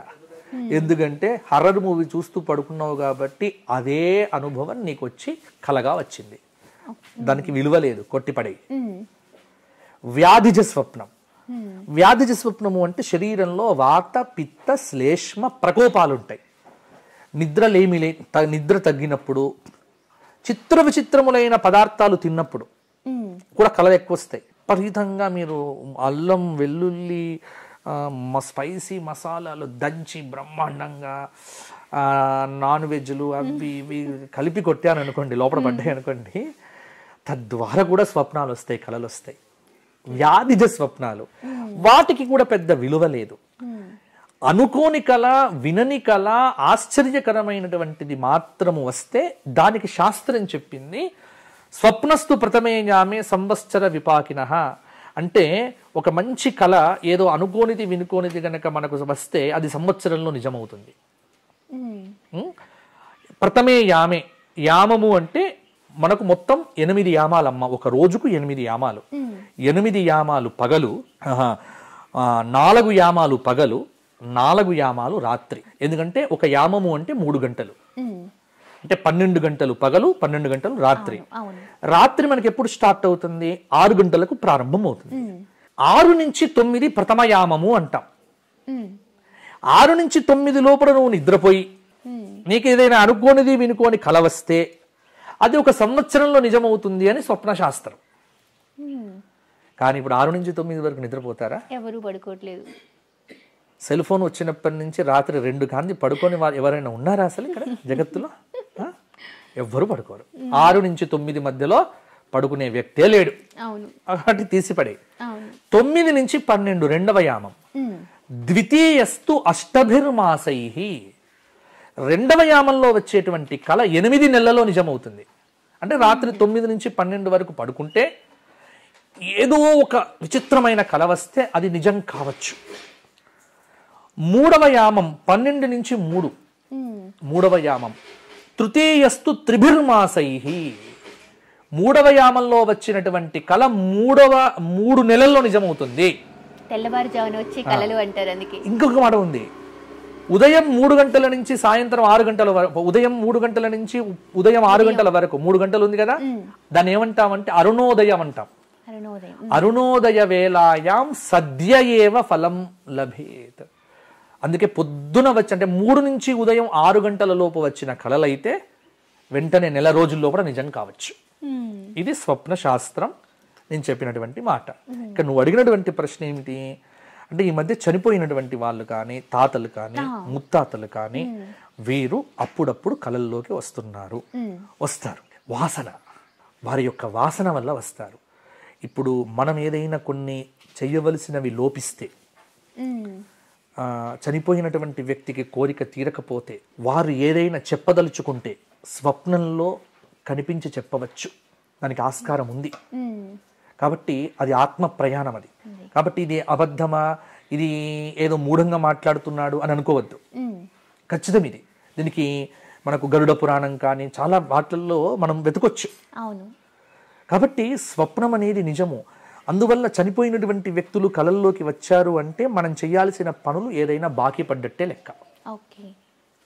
అందులో మనకు తాతలు కానీ, ముత్తాతలు కానీ, తండ్రులు కానీ కళల్లో వచ్చి చెప్తున్నారు అంటే ఎక్కడో చోట ఆ సంస్కారం అనేటువంటిది మనను తట్టి లేపుతోంది, ఖచ్చితంగా ఒక పని మనం చేయాల్సింది ఉంది. కాబట్టి జాగ్రత్త పడి ఏం చెయ్యాలి, ఎందుకంటే వారికి ఏదో తీరలేదు. కాబట్టి ఇప్పుడు మరణించగానే పైలోకాలకు పోరు. ఈ మధ్య సుదీర్ఘ ప్రయాణం ఉంటుంది. ఇప్పుడు ఆ టాపిక్లోకి వెళ్ళాము అంటే మరలా ఆత్మలు, ప్రేతాత్మలు, ఈ టాపిక్లోకి వెళ్ళిపోతాం. అందుకే నేను వెళ్ళట్లేదు. కానీ ఇది ఒక అద్భుతమైనటువంటి ప్రయాణం. అంటే ప్రతిదీ ఇవాళ ఏంటంటే ఇట కొట్టేస్తారు, అంత నిజమా అబ్బా, కానీ ప్రతిదీ నిజమేనమ్మా.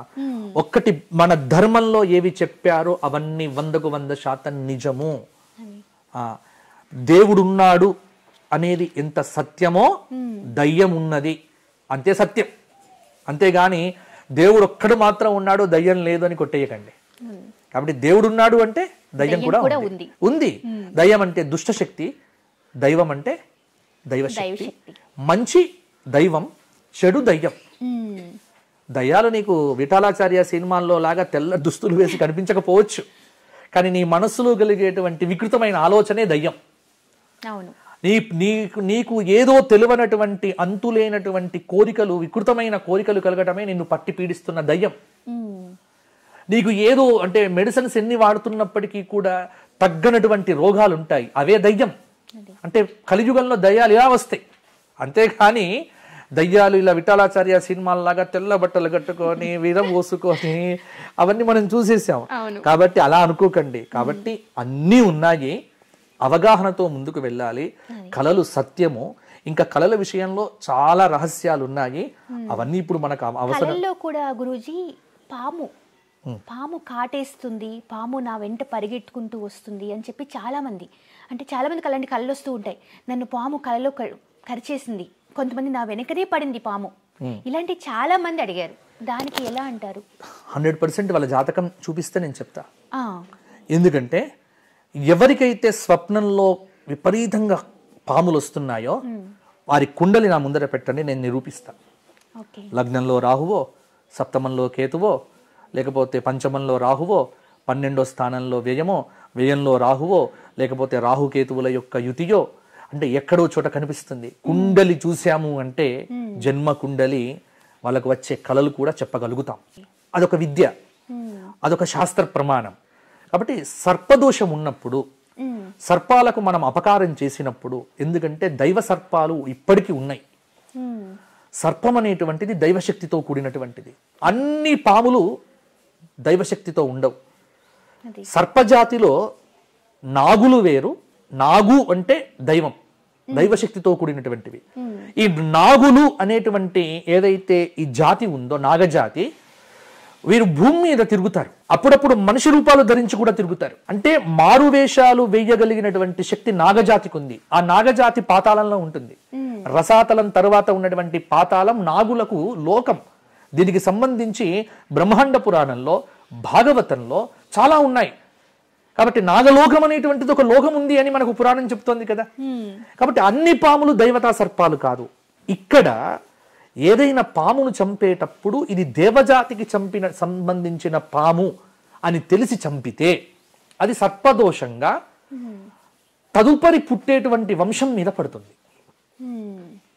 ఇప్పుడు మన తాతలు తండ్రులు ఏం చేసేవారంటే ఆ కాలంలో పాములు బాగా చంపేవారు. నేను ఈ మధ్య కాలంలో 100 జాతకాలు పరిశీలిస్తూ ఉంటే నాకు వచ్చే జాతకాల్లో దాదాపుగా అవే కనిపిస్తాయి. నేను అడుగుతా, ఖచ్చితంగా మీ తాత పాముని చంపాడు, నిజమేనండి అంటారు. అదే వస్తాయమ్మా, ఎక్కడికి పోదు కర్మ. మనం చేసిన కర్మ ఎక్కడికి పోదు. దోషాలున్నాయి, ఆ దోషాలకు సరి అయిన పరిహారం చెయ్యాలి, పరిహారం పాటించాలి. ఇవంతా విశ్వాసానికి సంబంధించినటువంటిది. నాకు విశ్వాసం లేదు అంటే నువ్వు పక్కకు వెళ్ళు, ఏం చేయలేం, అంతే. నువ్వు దీని గురించి మాట్లాడకు. ఎందుకంటే నేను ఇక్కడ గట్టిగా చెప్పగలను. ఇప్పుడు నేను ఇలా మాట్లాడితే కింద ఎవరో నికృష్టమైన కామెంట్లు పెడతారు. అవును, అది కూడా నేను దానికి సిద్ధమే.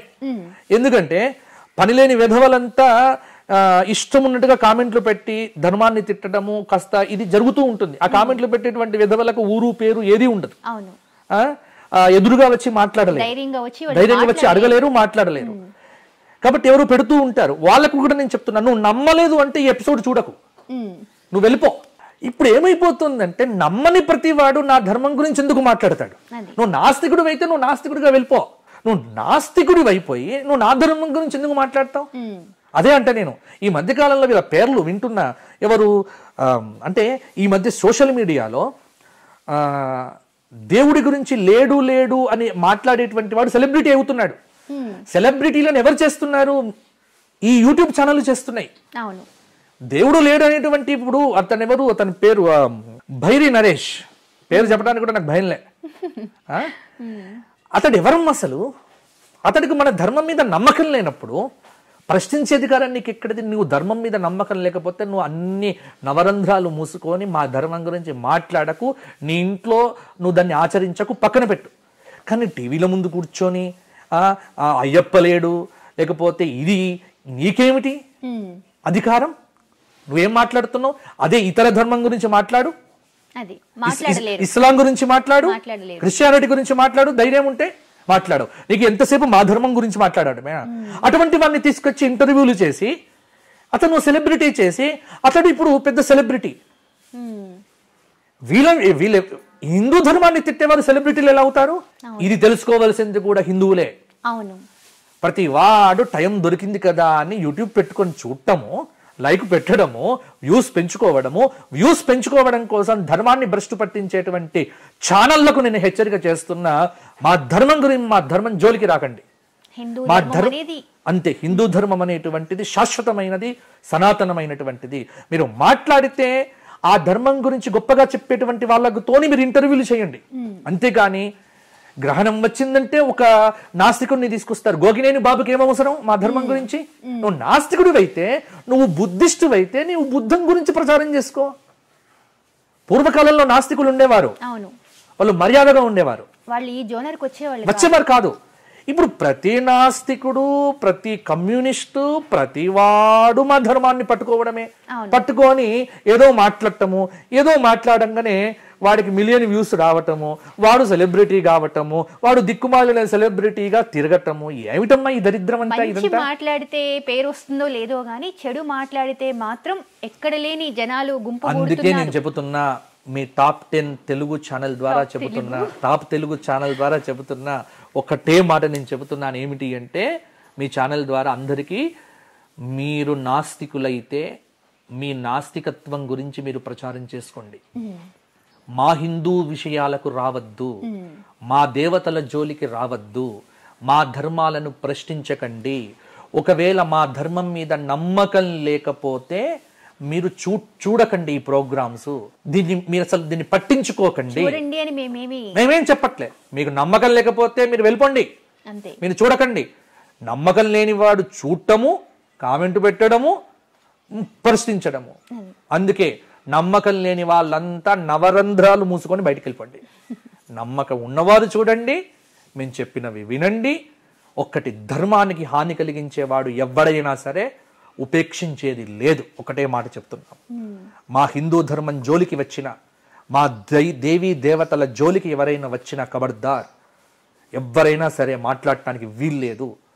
రాముడి జోలికి వచ్చినా, కృష్ణుడి జోలికి వచ్చినా, అయ్యప్ప జోలికి వచ్చినా, మా ధర్మం జోలికి వచ్చినా మేము ఉపేక్షించము, ఖండించటానికి సిద్ధంగా ఉన్నాము. కానీ మాకు చాలా టైం విలువ తెలుసు. కానీ పనికిరాని వాడు ఎవడో కామెంట్ చేస్తే కూడా పట్టించుకోము. ముఖ్యంగా హిందువులందరికీ 2 చేతులు ఇచ్చి జోడిచ్చేది ఏమిటంటే, అటువంటి ఇంటర్వ్యూలు చూడకండి. అటువంటి వాటిని ముందు మీరు బహిష్కరించడం మొదలు పెడితే హిందూ ధర్మం పరిఢవిల్లుతుంది, ఇంకా బాగుపడతాం. గురువు గారు 2024 వచ్చేసింది. అందరూ కూడా మళ్ళీ కొత్త సంవత్సరం వచ్చింది, మన రాతలు ఎలా ఉన్నాయి, ఇప్పుడు మళ్ళీ మన రాశుల్లో అంటే ప్రతి ఒక్కళ్ళు వాళ్ళ కళల కోసం ఈ సంవత్సరం అట్లీస్ట్ లాస్ట్ ఇయర్ మేము చేయలేకపోయినా ఈసారి మేము సాధించాలి అనే ఆశ, సంకల్పం అన్నిటితో అన్ని విధాలుగా వాళ్ళు ఆలోచిస్తున్నారు. సో ప్రస్తుతానికి ఇప్పుడు ఉన్న ఈ 12 రాశుల వారిలో ఏ రాశి వాళ్ళు అదృష్టవంతులు అంటారు? అంటే ఈ సంవత్సరంలో ఒకటమ్మా, 2024 జనవరి 1వ తారీఖుకు రాశులతో సంబంధం లేదు. మొదటి విషయం స్పష్టంగా తెలుసుకోండి. డిసెంబర్ 31 ఎటువంటిదో జనవరి కూడా 1 కూడా అటువంటిదే. ఎందుకంటే ఇక్కడ అయనం మారట్లే, ఋతువు మారట్లే, సంవత్సరం మారట్లే, ఏది మారట్లే, మామూలుగా జస్ట్ డేటు మారింది క్యాలెండర్లో. కాబట్టి దీని ద్వారా గ్రహ గతులు ఏం మారట్లే. 2023 2024 ఈ రెండింటి మధ్య ఉగాది టు ఉగాది మాత్రమే రాశి చక్రం చూస్తాం. మన తెలుగు సంవత్సరం మేము ఫలితాలు చెప్పాలన్నా దీన్ని బట్టే చెప్తాం. ఎందుకంటే జనవరి నాడు వసంత ఋతువు ఏ జగల్లగ్నంలో ప్రవేశమవుతుందో అది బేస్ చేసుకొని రాజ్యం గురించి, రాష్ట్రం గురించి, వీటి గురించి మాట్లాడతాం. కాబట్టి జనవరి 1వ తేదీకి డిసెంబర్ 31వ తేదీకి నాలాంటి వారిని అడిగితే నేనేం చెప్తానంటే పెద్ద వ్యత్యాసం ఏం లేదు. నాకు జనవరి 1 అయినా అంతే, డిసెంబర్ 30 అయినా ఒకటే, డిసెంబర్ 15 కూడా ఒకటే. ఎప్పుడు మార్పు వస్తుంది అంటే ఇట్ట ఉగాదికి మార్పు వస్తుంది.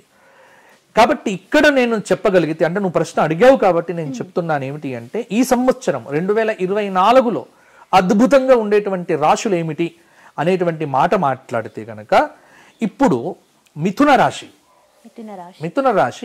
బాగుంది. ఎందుకంటే మే 1 వరకు గురుబలం అనేటువంటిది కూడా బ్రహ్మాండంగా ఉంది. శని కూడా బానే ఉన్నాడు, కొంత బాగుంది. అలాగే వృషభానికి పర్వాలేదు. ఇక మిథునము మరియు కన్య, అదే విధంగా ధనుస్సు, ఇవి చాలా బాగుంటాయి. ఎందుకంటే గ్రహ సంచార రీత్యా కొంత అనుకూలత అనేటువంటిది ఈ రాశుల వారికి ఉంది. కర్కాటక రాశి, అలాగే మన తర్వాత కర్కాటకం తర్వాత వృశ్చిక రాశి, వీటికి శని సంబంధమైనటువంటిది. ఎందుకంటే కర్కాటక రాశి వారికి అష్టమ శని, అలాగే వృశ్చిక రాశి వారికి అర్ధాష్టమ శని, కుంభరాశి వారికి జన్మ శని, మీనరాశి వారికి వ్యయ శని, మకర రాశి వారికి ఇట్లా శని ఈ విధంగా తిరుగుతున్నారు. కాబట్టి మకరము, వృశ్చికము, కర్కాటకము, మీనము వీళ్ళందరూ కూడా కొంత శని సంబంధమైనటువంటి దోషంతో బాధపడుతూ ఉంటారు. అలాగే మిథున రాశి, సింహరాశి, ధనుస్సు రాశి, కన్యారాశి ఇవన్నీ కూడా కొంత ఫోకస్డ్గా, కొంత మంచిగా ముందుకు వెళ్తూ ఉన్నాయి. ఇక మిగతావి తటస్థంగా ఉన్నాయని చెప్పుకోవచ్చు. కాబట్టి వీటి యొక్క సంపూర్ణ విశ్లేషణ, సంపూర్ణమైనటువంటి రాశి చక్రము, వీటి యొక్క ఫలితాలు మాత్రము నేను ఉగాది తర్వాతనే పూర్తిగా, ఎందుకంటే నా సబ్జెక్ట్ అది. ఎందుకంటే ఉగాది పంచాంగం అనేటువంటిది ఇప్పుడు నేను పంచాంగం కూడా రాస్తున్నాను ఈ సంవత్సరం, పంచాంగం కూడా వేస్తున్నాను. పంచాంగ గణన అనేటువంటిది అయిపోయింది. కాబట్టి నా పంచాంగంలో అన్ని వివరాలు రాబోతూ ఉన్నాయి. ముఖ్యంగా ఇక్కడ 12 రాశుల వారికి ఏ రాశి బాగుంది ఏది అనేటువంటిది మీరు ఏం భయపడాల్సిన పనిలే.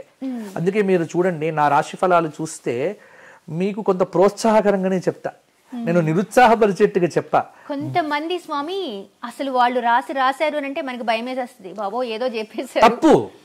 ఎందుకంటే ఈ సంవత్సరం అంతా ఆ రాశి మీదే ఆ బ్రెయిన్ అంతా ఉండిపోతుంది. ఇప్పుడు కొంతమంది కూడా ఇప్పుడు రాశి ఫలాలను చూసి కొంతమంది, నేను ఒక వారం కనుక ఇప్పుడు నిజానికి రాశి ఫలాలు చెప్పడం ఇష్టం ఉండదు, కానీ కొంతమంది కోసం చెప్తున్నా. కొంతమంది నేను రాశి ఫలం చెప్పకపోతే ఒక రోజు లేట్ అయిపోయినా కానీ వెంటనే మాకు మెసేజ్లు వస్తాయి, గురుగారు ఎదురు చూస్తున్నామని. ఎందుకురా బాబు అంటే ఇట మాకు నిద్ర పట్టట్లేదు గురుగారు అంటారు. అంటే దాని మీద అంత ఆధారపడిన వాళ్ళు ఉన్నారు. అయితే నేనేం చేస్తాను అంటే ఎప్పుడు కూడా ఎంకరేజ్గా ఉండాలి. శాస్త్రం ఎప్పుడు కూడా డిస్కరేజ్ చేయదమ్మా. జరిగే విపత్తులను సూచిస్తుంది, దానికి ప్రతిదానికి పరిష్కారం ఉంటుంది, ప్రతిదానికి పరిహారం ఉంటుంది. అంతేకాని మొత్తం చెడే చెప్పి, అసలు జ్యోతిష్ శాస్త్రంలో చెడు ఎక్కువ చెప్పకూడదు. వీలైనంత మంచి చెప్పే ప్రయత్నం చెయ్యాలి, మంచి వైపు తిప్పగలగాలి. తప్పితే నువ్వు చచ్చిపోతావు, నీకు ఇదవుతుంది, నీకు అదవుతుంది అంటే వాడు ముందే చచ్చిపోతాడు, ముందే ఈ మాట విని భయపడిపోతాడు. కాబట్టి చెప్పకూడదు, ఏది చెప్పాలి ఏది చెప్పకూడదు ఇవన్నీ కూడా ఉన్నాయి. అయితే ఈ దౌర్భాగ్యం ఏంటంటే ఈ మధ్య కాలంలో ఓ జంట పెళ్లి చేసుకుంది, ఓ సెలబ్రిటీ జంట పెళ్లి చేసుకుంది అనుకుందాం, చేసుకుంది. సెలబ్రిటీ జంట పెళ్లి చేసుకుంటే వాళ్ళు 2026లో విడిపోతారు. అవును, ముందే చెప్పేస్తున్నారు. పెళ్లి చేసుకునే తరువాయి విడిపోయే విషయం మాత్రం ముందు చెప్పేస్తున్నారు. ఎలా చెప్తారమ్మా? ఎంత తప్పది. శాస్త్రం, జ్యోతిష్యం. నువ్వేమైనా త్రికాల జ్ఞానివా?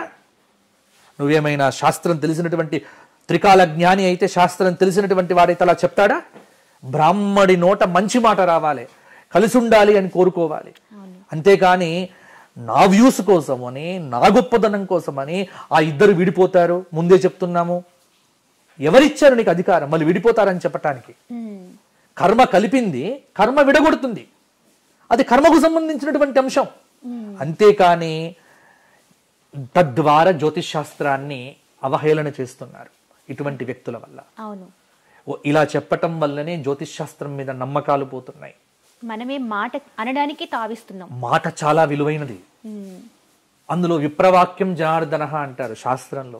బ్రాహ్మణుడు మంచి మాట మాట్లాడాలి, అంతేగాని నువ్వు పోతావు, నీకు ఇదవుతుంది, ఇవి ఎప్పుడు మాట్లాడకూడదమ్మా.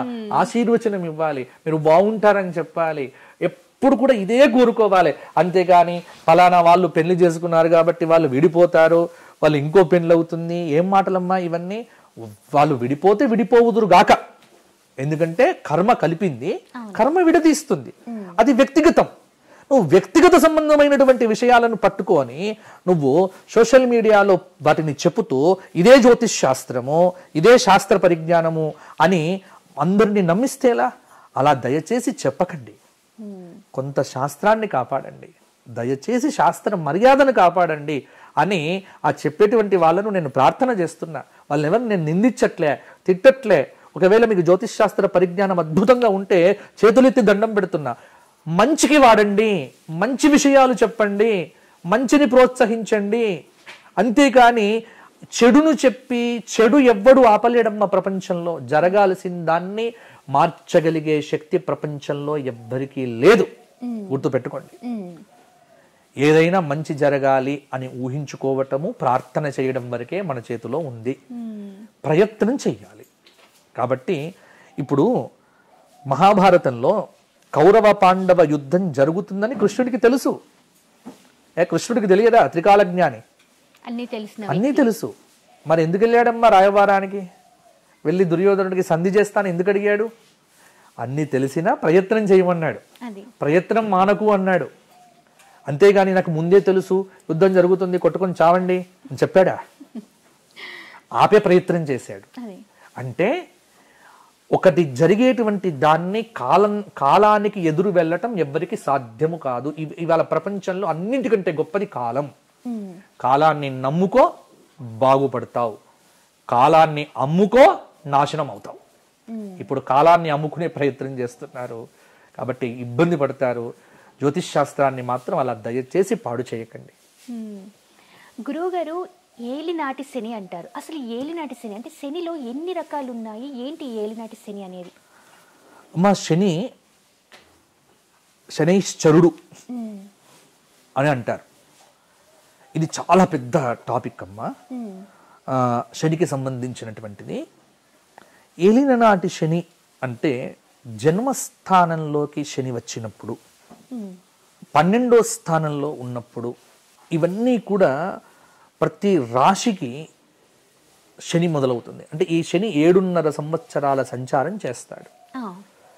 ఈ 7.5 సంవత్సరాల కాలంలో 2.5 సంవత్సరాలు మొత్తం.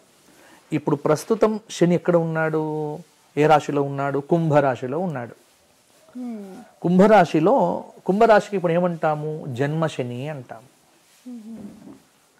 మకర రాశికి వ్యయ శని అంటాము. మీనరాశి వారికి ద్వితీయ శని అంటాము. కాబట్టి శని యొక్క స్థానాలను పట్టుకొని మనం ఇది నిర్ణయం చేస్తాం. ఈ 7.5 సంవత్సరాలలో శనైశ్చరుడు కొంత కర్మ ఫలితాలను మన చేత అనుభవింపజేస్తాడు.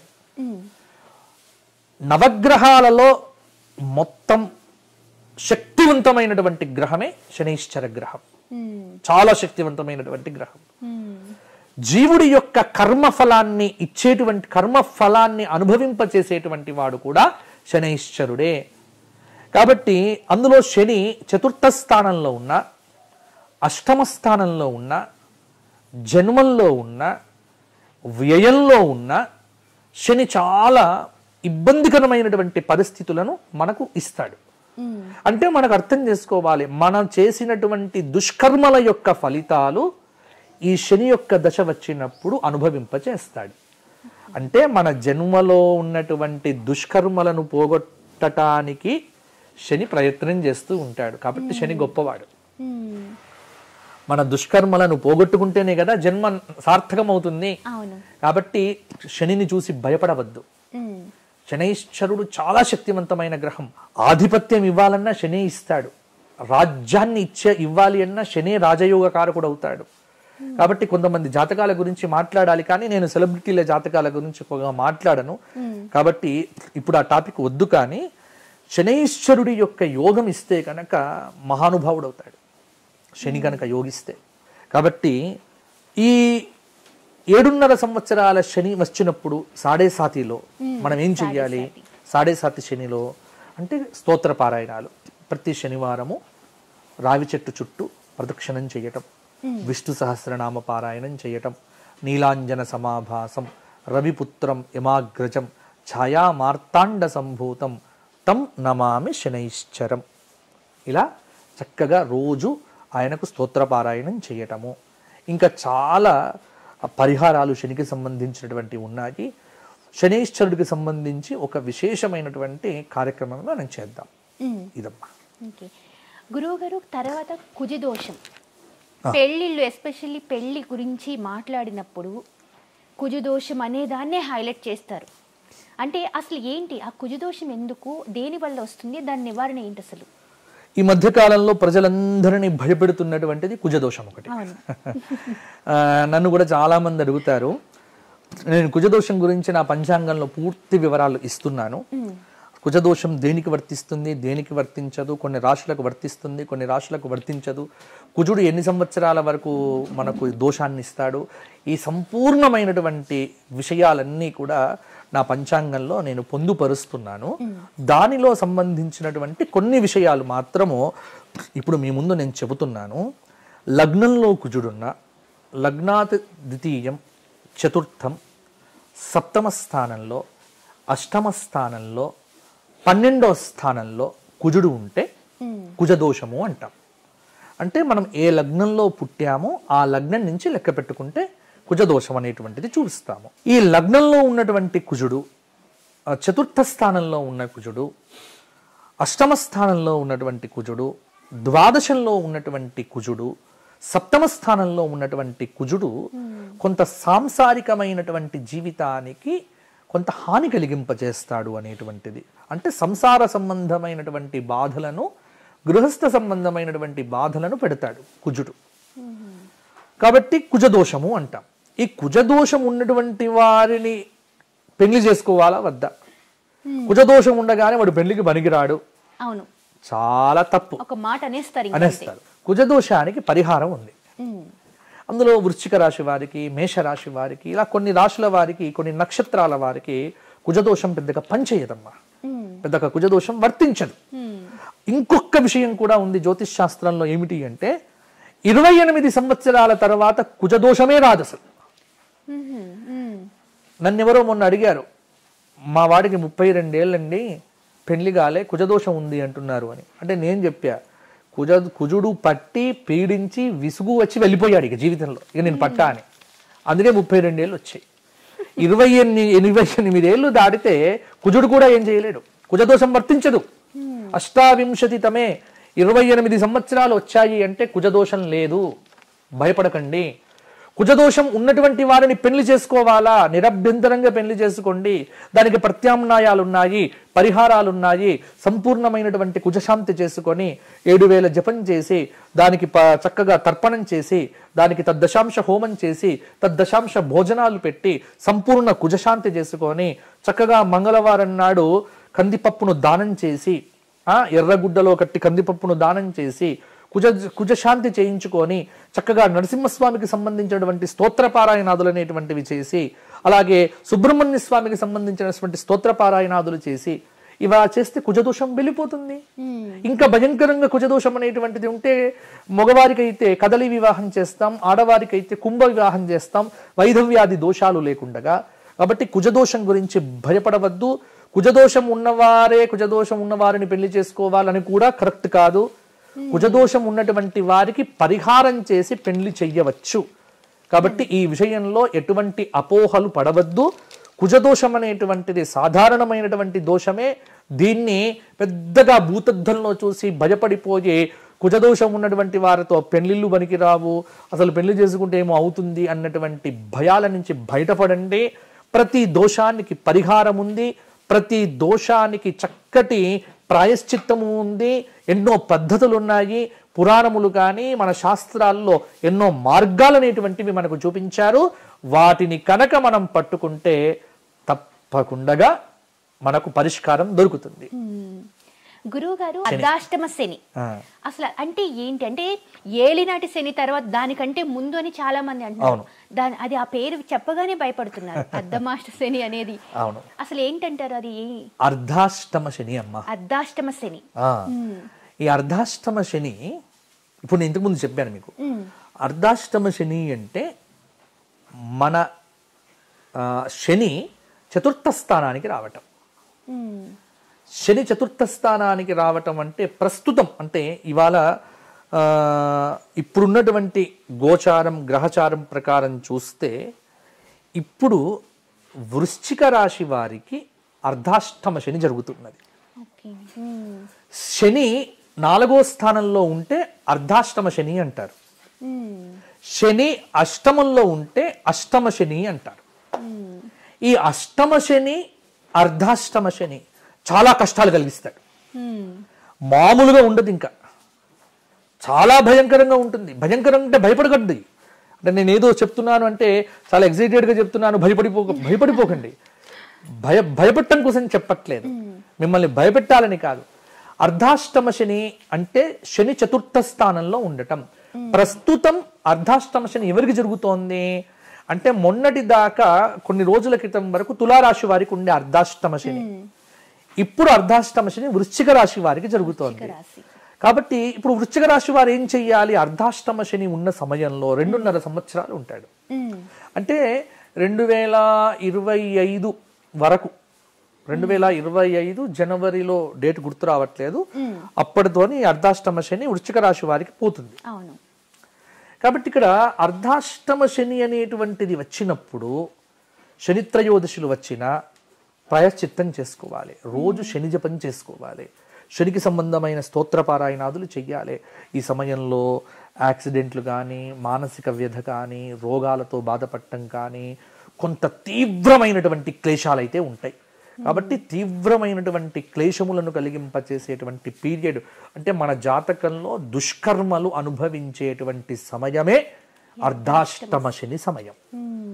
దానికి పరిహారం చేసుకోవాలి. రోజు విష్ణు సహస్రనామం చెయ్యాలి, రోజు శివ సహస్రనామ పారాయణం చెయ్యాలి. అలాగే ప్రతిరోజు చక్కగా నీలాంజన సమాభాసం అనేటువంటి శ్లోక పారాయణం చెయ్యాలి. అలాగే శనివారం నాడు రావి చెట్టు చుట్టూ 108 ప్రదక్షిణాలు చేస్తే శనీశ్వరుడు ఏమాత్రము హాని చెయ్యడమ్మా.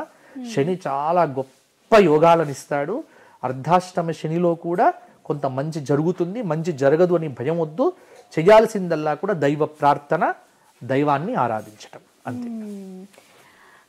గురువుగారు, మూలా నక్షత్రం, ఈ నక్షత్రం చెప్పగానే ఇది అమ్మవారిది అని, అమ్మో మూలా నక్షత్రమా అని చాలామంది కొంచెం భయంగా, అంటే ఆ నక్షత్రంలో ఏదో మూల అనేదే చాలా స్పెసిఫిక్గా చూపిస్తూ ఉంటారు. ఏంటంటారు అసలు దాని ప్రత్యేకత?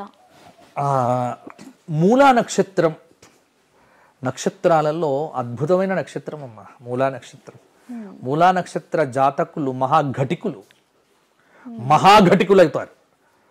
మూలా నక్షత్ర జాతకుడు అయితే లోక కళ్యాణాన్ని కలిగింపజేయగలుగుతాడు, లేకపోతే లోకానికి ఏదైనా హాని చేసేవాడే చేయగలుగుతాడు. మూలా నక్షత్రం చాలా గొప్ప నక్షత్రం అమ్మ. మనకు మూలా నక్షత్రం అనగానే అమ్మవారి నక్షత్రం అనుకుంటారు, కానీ అమ్మవారి నక్షత్రం మూలా నక్షత్రం కాదు. ఇక్కడ సరస్వతీదేవి యొక్క పూజ మూలా నక్షత్రం రోజున నవరాత్రుల్లో చేస్తారు. అందుకే మూలా నక్షత్రం వచ్చినప్పుడు సరస్వతీ పూజ, పుస్తకేషు సరస్వతి ఆవాహనం అని మనకు నవరాత్ర వ్రత విధానం చెప్పింది. దానికి మూలా నక్షత్రం. ఇక్కడ మూలా నక్షత్రం ఉన్నటువంటి వాళ్ళను పెళ్లి చేసుకోవాలా వద్దా ఈ భయాలు చాలా వరకు ఉన్నాయి. కానీ మూలా నక్షత్రం అనేటువంటిది మంచి నక్షత్రమే, చాలా గొప్ప నక్షత్రము. రాశుల్లో ధనుస్సు రాశికి సంబంధించినటువంటి నక్షత్రము. చాలా మొండిగా ఉంటారు.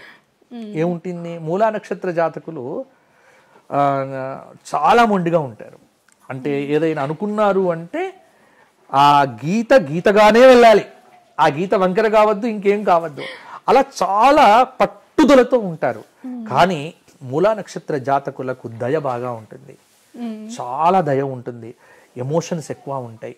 ఏదైనా అంటే ఎమోషన్స్ బాగా, భావోద్వేగాలు బ్రహ్మాండంగా ఉంటాయి. కాబట్టి మూలా నక్షత్రం మంచి నక్షత్రము. మూలా నక్షత్రం గురించి భయపడకండి. మూలా నక్షత్రంలో పుట్టినప్పుడు కొంత శాంతి అనేటువంటిది ఉంటుంది, పెద్ద శాంతి ఉంటుంది. జనన నక్షత్ర దోష శాంతి అనేటువంటిది ఉంటుంది. శాంతి చేయించుకుంటే ఏ నక్షత్రంలో పుట్టినా మంచిదేనమ్మా. మన కర్మఫలాన్ని ఈ జగత్తులో అనుభవించటానికే జన్మ వచ్చింది. సగం పుణ్యము సగం పాపము రెండు చేస్తేనే మనిషి పుట్టాం.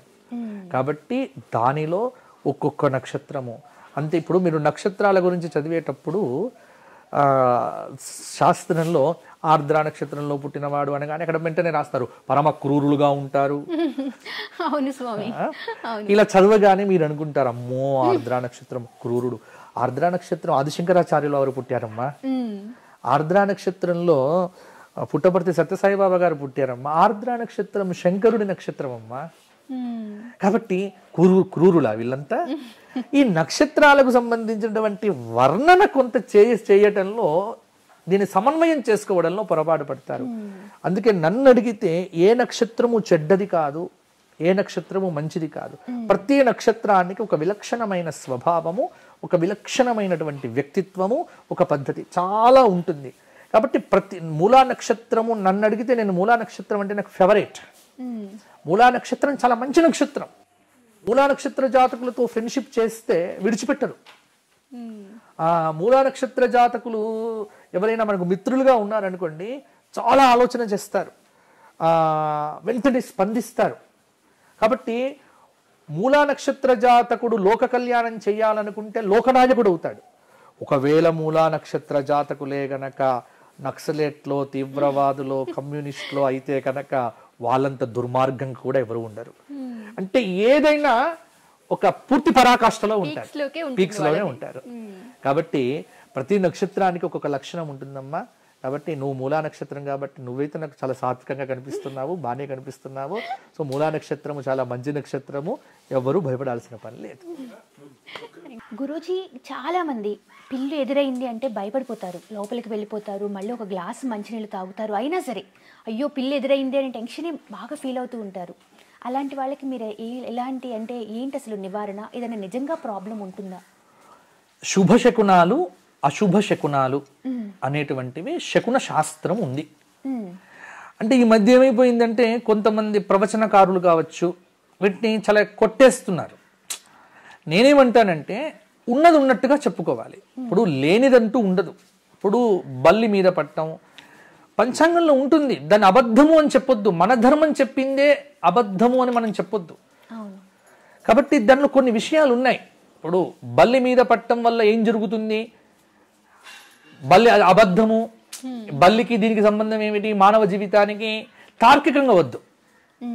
ఎందుకంటే అది ఒక శాస్త్రంగా మనకు ప్రాచీనం నుంచి చెప్పారు. లేకపోతే కంచిలో బల్లిని ఎందుకు పెడతారు? కంచిలో బల్లి ఉంది. కాబట్టి మన ధర్మంలో కొన్ని ఏవైతే చెప్పబడ్డాయో వాటిని గౌరవిద్దాం. పిల్లి సాధారణంగా మనకు పిల్లి అనగానే ఈ మధ్య కాలంలో పెంపుడు జంతువుల్లో పిల్లి కూడా చేరింది. అవును గురూజీ. ఒకనాటి కాలంలో పిల్లి అంటే అశుభానికి ప్రతీక. నేను పోయిన సంవత్సరం అమెరికా వెళ్ళాను. అమెరికాలో పిల్లులు బాగా పెంచుకుంటారు. నేనున్న ఇంట్లో 2 పిల్లులు ఉండేవి. నేను చక్కగా పొద్దున పడుకున్న తర్వాత పొద్దున్నే నాకు లేవగానే కరాగ్రే వసతే లక్ష్మీ కరము, ఇది అలవాటు, ఇలా చూసుకోవడం అనేటువంటిది అలవాటు. పొద్దున నిద్ర లేచి చూసేసరికి నేను పడుకున్న నా పక్కకి తలకాయ పెట్టుకుని పిల్లి ఉంది, నా పక్కకి వచ్చి పడుకుంది. ఇప్పుడు నేను పొద్దున్న లేవగానే పిల్లి ముఖం చూసా.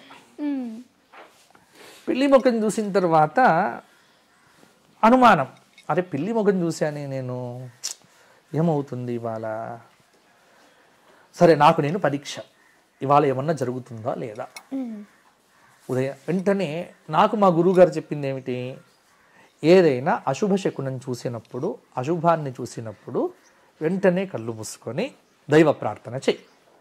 ఏమిటి అక్కడ, యశివో నామ రూపాభ్యాం యాదేవి సర్వమంగళ తయోః సంస్మరణాత్ పుంసాం సర్వతో జయమంగళం లాభస్తేషాం జయస్తేషాం కుతస్తేషాం పరాభవః ఏషామిందీవ రశ్యామో హృదయస్థో జనార్దనః. ఈ శ్లోకం చదువుకుంటే అయిపోతుందని చెప్పారు. ఇది మన పెద్దలు మాకు చెప్పింది. అంటే ఒక శకునం ఉంటే దానికి పరిహారము ఉంది, దానికి చక్కటి ఒక విధానము చెప్పారు. పిల్లి ఎదురొచ్చింది కదా అని పని మానేసుకోమని మాత్రం శాస్త్రంలో లేదు. పిల్లి ఎదురు రావటం అశుభం. ఎందుకు అశుభం అని మీరు లాజికల్గా అడగొద్దు. శాస్త్రం చెప్పింది చెప్తున్నాం. ఎందుకు చెప్పారు? మొత్తానికి అశుభం మనకు పలికించేటువంటి జంతువుల్లో పిల్లిని ప్రథమంగా చెప్పారు. ఎందుకంటే ఇది రామాయణంలో వస్తుంది. రామాయణంలో సుందరకాండలో శకునముల మీద నేను మాట్లాడాలి అంటే శకునాలు నిజమా అబద్ధమా? శకునాలు 100% ఉన్నాయి. రామాయణ కాలం నుంచి శకునాలు ఉన్నాయి. సీతమ్మకు అశుభ శకునాలు చాలా కలిగాయి. ఎందుకంటే కలలో కోతి వస్తే, కలలో పిల్లి ఎదురైతే రాజవంశానికి భయము అని శాస్త్ర ప్రమాణం. ఇది సుందరకాండ చెప్పింది. మార్జారహ, పిల్లి కల్లో వచ్చిన, పిల్లి ఎదురు వచ్చిన అశుభము అన్నారు. కాబట్టి ఎందుకు అశుభము, దానికి దీనికి సంబంధం ఏమిటి అని లాజికల్గా వద్దు అడగటం. మన పెద్దలు చెప్పారు, ప్రాచీనంగా పాటిస్తున్నారు. ఇది ఇలాగే. ఇంటి నుంచి నేను బయలుదేరి ఆ రోజు నాకు ఏం కాలేదమ్మా, నేను హ్యాపీగా ఉన్నా. ఆ రోజు ఇంకా నాకు బ్రహ్మాండంగా ఎంజాయ్గా ఉన్నా. పొద్దున్నే నేను లేవగానే పిల్లి ముఖం చూశాను కదా అని నాకు ఏమీ కాలే. ఎందుకు అంటే ఒక పరిహారం ఉంది నా దగ్గర. పిల్లి చూశాను కదా అని వెంటనే నేను పిల్లిని కసురుకోలేదు, ఏం లేదు. నేను హాయిగా లేచి దైవస్మరణ చేశాను, ముందుకు వెళ్ళిపోయాను. కాబట్టి పిల్లి ఎదురు వస్తే పని మానేసుకోమని శాస్త్రం చెప్పాలే. పిల్లి ఎదురొచ్చినా లేకపోతే ఇంకేదైనా ఎడమ కన్ను అదిరినా, ఇప్పుడు ఎడమ కన్ను ఆడవారికి అదిరితే శుభం, ఎడమ కన్ను కుడి కన్ను మగవారికి అదిరితే శుభం, ఆడవారికి కుడి కన్ను ఇది అశుభం. కాబట్టి ఇవి చాలా ఉన్నాయి దీంట్లో. కాబట్టి శకునాలు ఇవన్నీ కూడా. ఇప్పుడు రామాయణానికి సంబంధించి నేను ఒక ఉదాహరణ చెప్తా. సీతమ్మ యొక్క శివధనుర్భంగం జరిగినప్పుడు రామచంద్రమూర్తి కోదండాన్ని ఎత్తగానే ప్రస్పంద నయనం వామం జానకీ జామదగ్నయోహో అని అంటారు. ప్రస్పంద నయనం వామం జానకీ జామదగ్నయోహో అని భారద్వాజ రామాయణంలో ఒక శ్లోకం ఉందమ్మా. అంటే ఒక ఏమిటి అంటే శ్రీరామచంద్రమూర్తి కోదండాన్ని ఎత్తగానే సీతమ్మకు ఎడమ కన్ను అదిరింది. ఎక్కడో మహేంద్రగిరి మీద తపస్సు చేసుకుంటున్నటువంటి పరశురాముడికి ఎడమ కన్ను అదిరిందట. పురుషుడికి ఎడమ కన్ను అదిరితే అశుభం, స్త్రీకి ఎడమ కన్ను అదిరితే శుభం. ఇక్కడ సీతమ్మకు ఎడమ కన్ను అదిరింది అంటే రామచంద్రమూర్తితో పెళ్లి జరుగుతుంది అని, ఆ పరశురాముడికి ఎడమ కన్ను అదిరింది అంటే అవమానం జరుగుతుంది అని ఒక శకునంగా మనకు భరద్వాజ రామాయణంలో చూపించారు. అంటే ఇది సత్యం. కాబట్టి ఇవన్నీ కూడా అబద్ధం అని కొట్టేయకండి. కొన్ని శకునాలు వస్తాయి. అయితే ఈ శకునం ఎలా కలగాలి, ఎడమ కన్ను ఎలా అదరాలి? రాత్రంతా నెట్ఫ్లిక్సో లేకపోతే ఈ ఓటీటీలో చూస్తూ కూర్చుంటే ఖచ్చితంగా తెల్లవారి నిద్ర లేక ఎడమ కన్ను కుడి కన్ను రెండు అదురుతాయి. అలా అదరటం చూసి మీరు లెక్కలో పెట్టుకోకండి. ఈ మధ్య కాలంలో వీక్నెస్ వల్ల కూడా కన్ను అదరటం అనేది సహజంగా అయిపోయింది. కన్ను అదరటం అంటే శాస్త్రంలో చెప్పారు, నీట మునిగినటువంటి ఒక కమలమును ఒక చేప ఆ కమలం యొక్క అంచును తగిలినప్పుడు కమలము ఎలా కదులుతుందో ఆ కమలము యొక్క రేకు అది అదరటం. అంటే కదలనట్టుగా కదలాలి ఒకసారి, అది అదరటం అంటారు. కానీ కొంతమందికి కన్ను కొట్టుకుంటూనే ఉంటుంది, ఎడమ కన్ను కుడి కన్ను, అది అదరటం కిందికి రాదు, అది రోగం. రోగానికి దీనికి సంబంధం లేదు. దానికి శకునాలకు మీరు ముడిపెట్టద్దు. కాబట్టి శకునాలు ఉన్నాయి. పిల్లి ఎదురు రావటం మంచిది కాదు. ఎదురు వస్తే పని మానేసుకోకండి. పిల్లి ఎదురు వచ్చినా లేకపోతే ఇంకా కొన్ని ఉన్నాయి సాధారణంగా. అదే కనుక నక్క ఎదురొచ్చింది అనుకోండి, చాలా మంచిదని చెప్తారు. శాస్త్రంలో. నక్క తోకని ఆ, దొక్కేసాడు. వాడు నక్కదోగం దొక్కాడు రా అంటాడు. అంటే అదృష్టం. మరి నక్క అంటే ఇవి ఎందుకు చెప్పారు అనేటువంటివి దీని వెనుక హేతువులు వెతకండి. మన పెద్దలు, కొన్ని పెద్దలు మనకు మార్గం చెప్పారు, వాటిని విశ్వసించండి. కాబట్టి పిల్లి ఎదురొచ్చింది అంటే ఇట ఒకటే, వెంటనే దైవస్మరణ చేసుకోండి. లాభస్తేషాం జయస్తేషాం కుతస్తేషాం పరాభవ. దైవస్మరణ చెయ్యండి. యశివో నామరూపాభ్యాం యాదేవి సర్వమంగళ తయోహ సంస్మరణాత్ పుంసాం సర్వతో జయమంగళం. హృదయంలో అమ్మవారిని పెట్టుకున్న తర్వాత నీకు ఇంకా అమంగళం ఎక్కడ, అమంగళమంతా తొలగిపోయింది అనుకొని ముందుకు వెళ్ళాలి.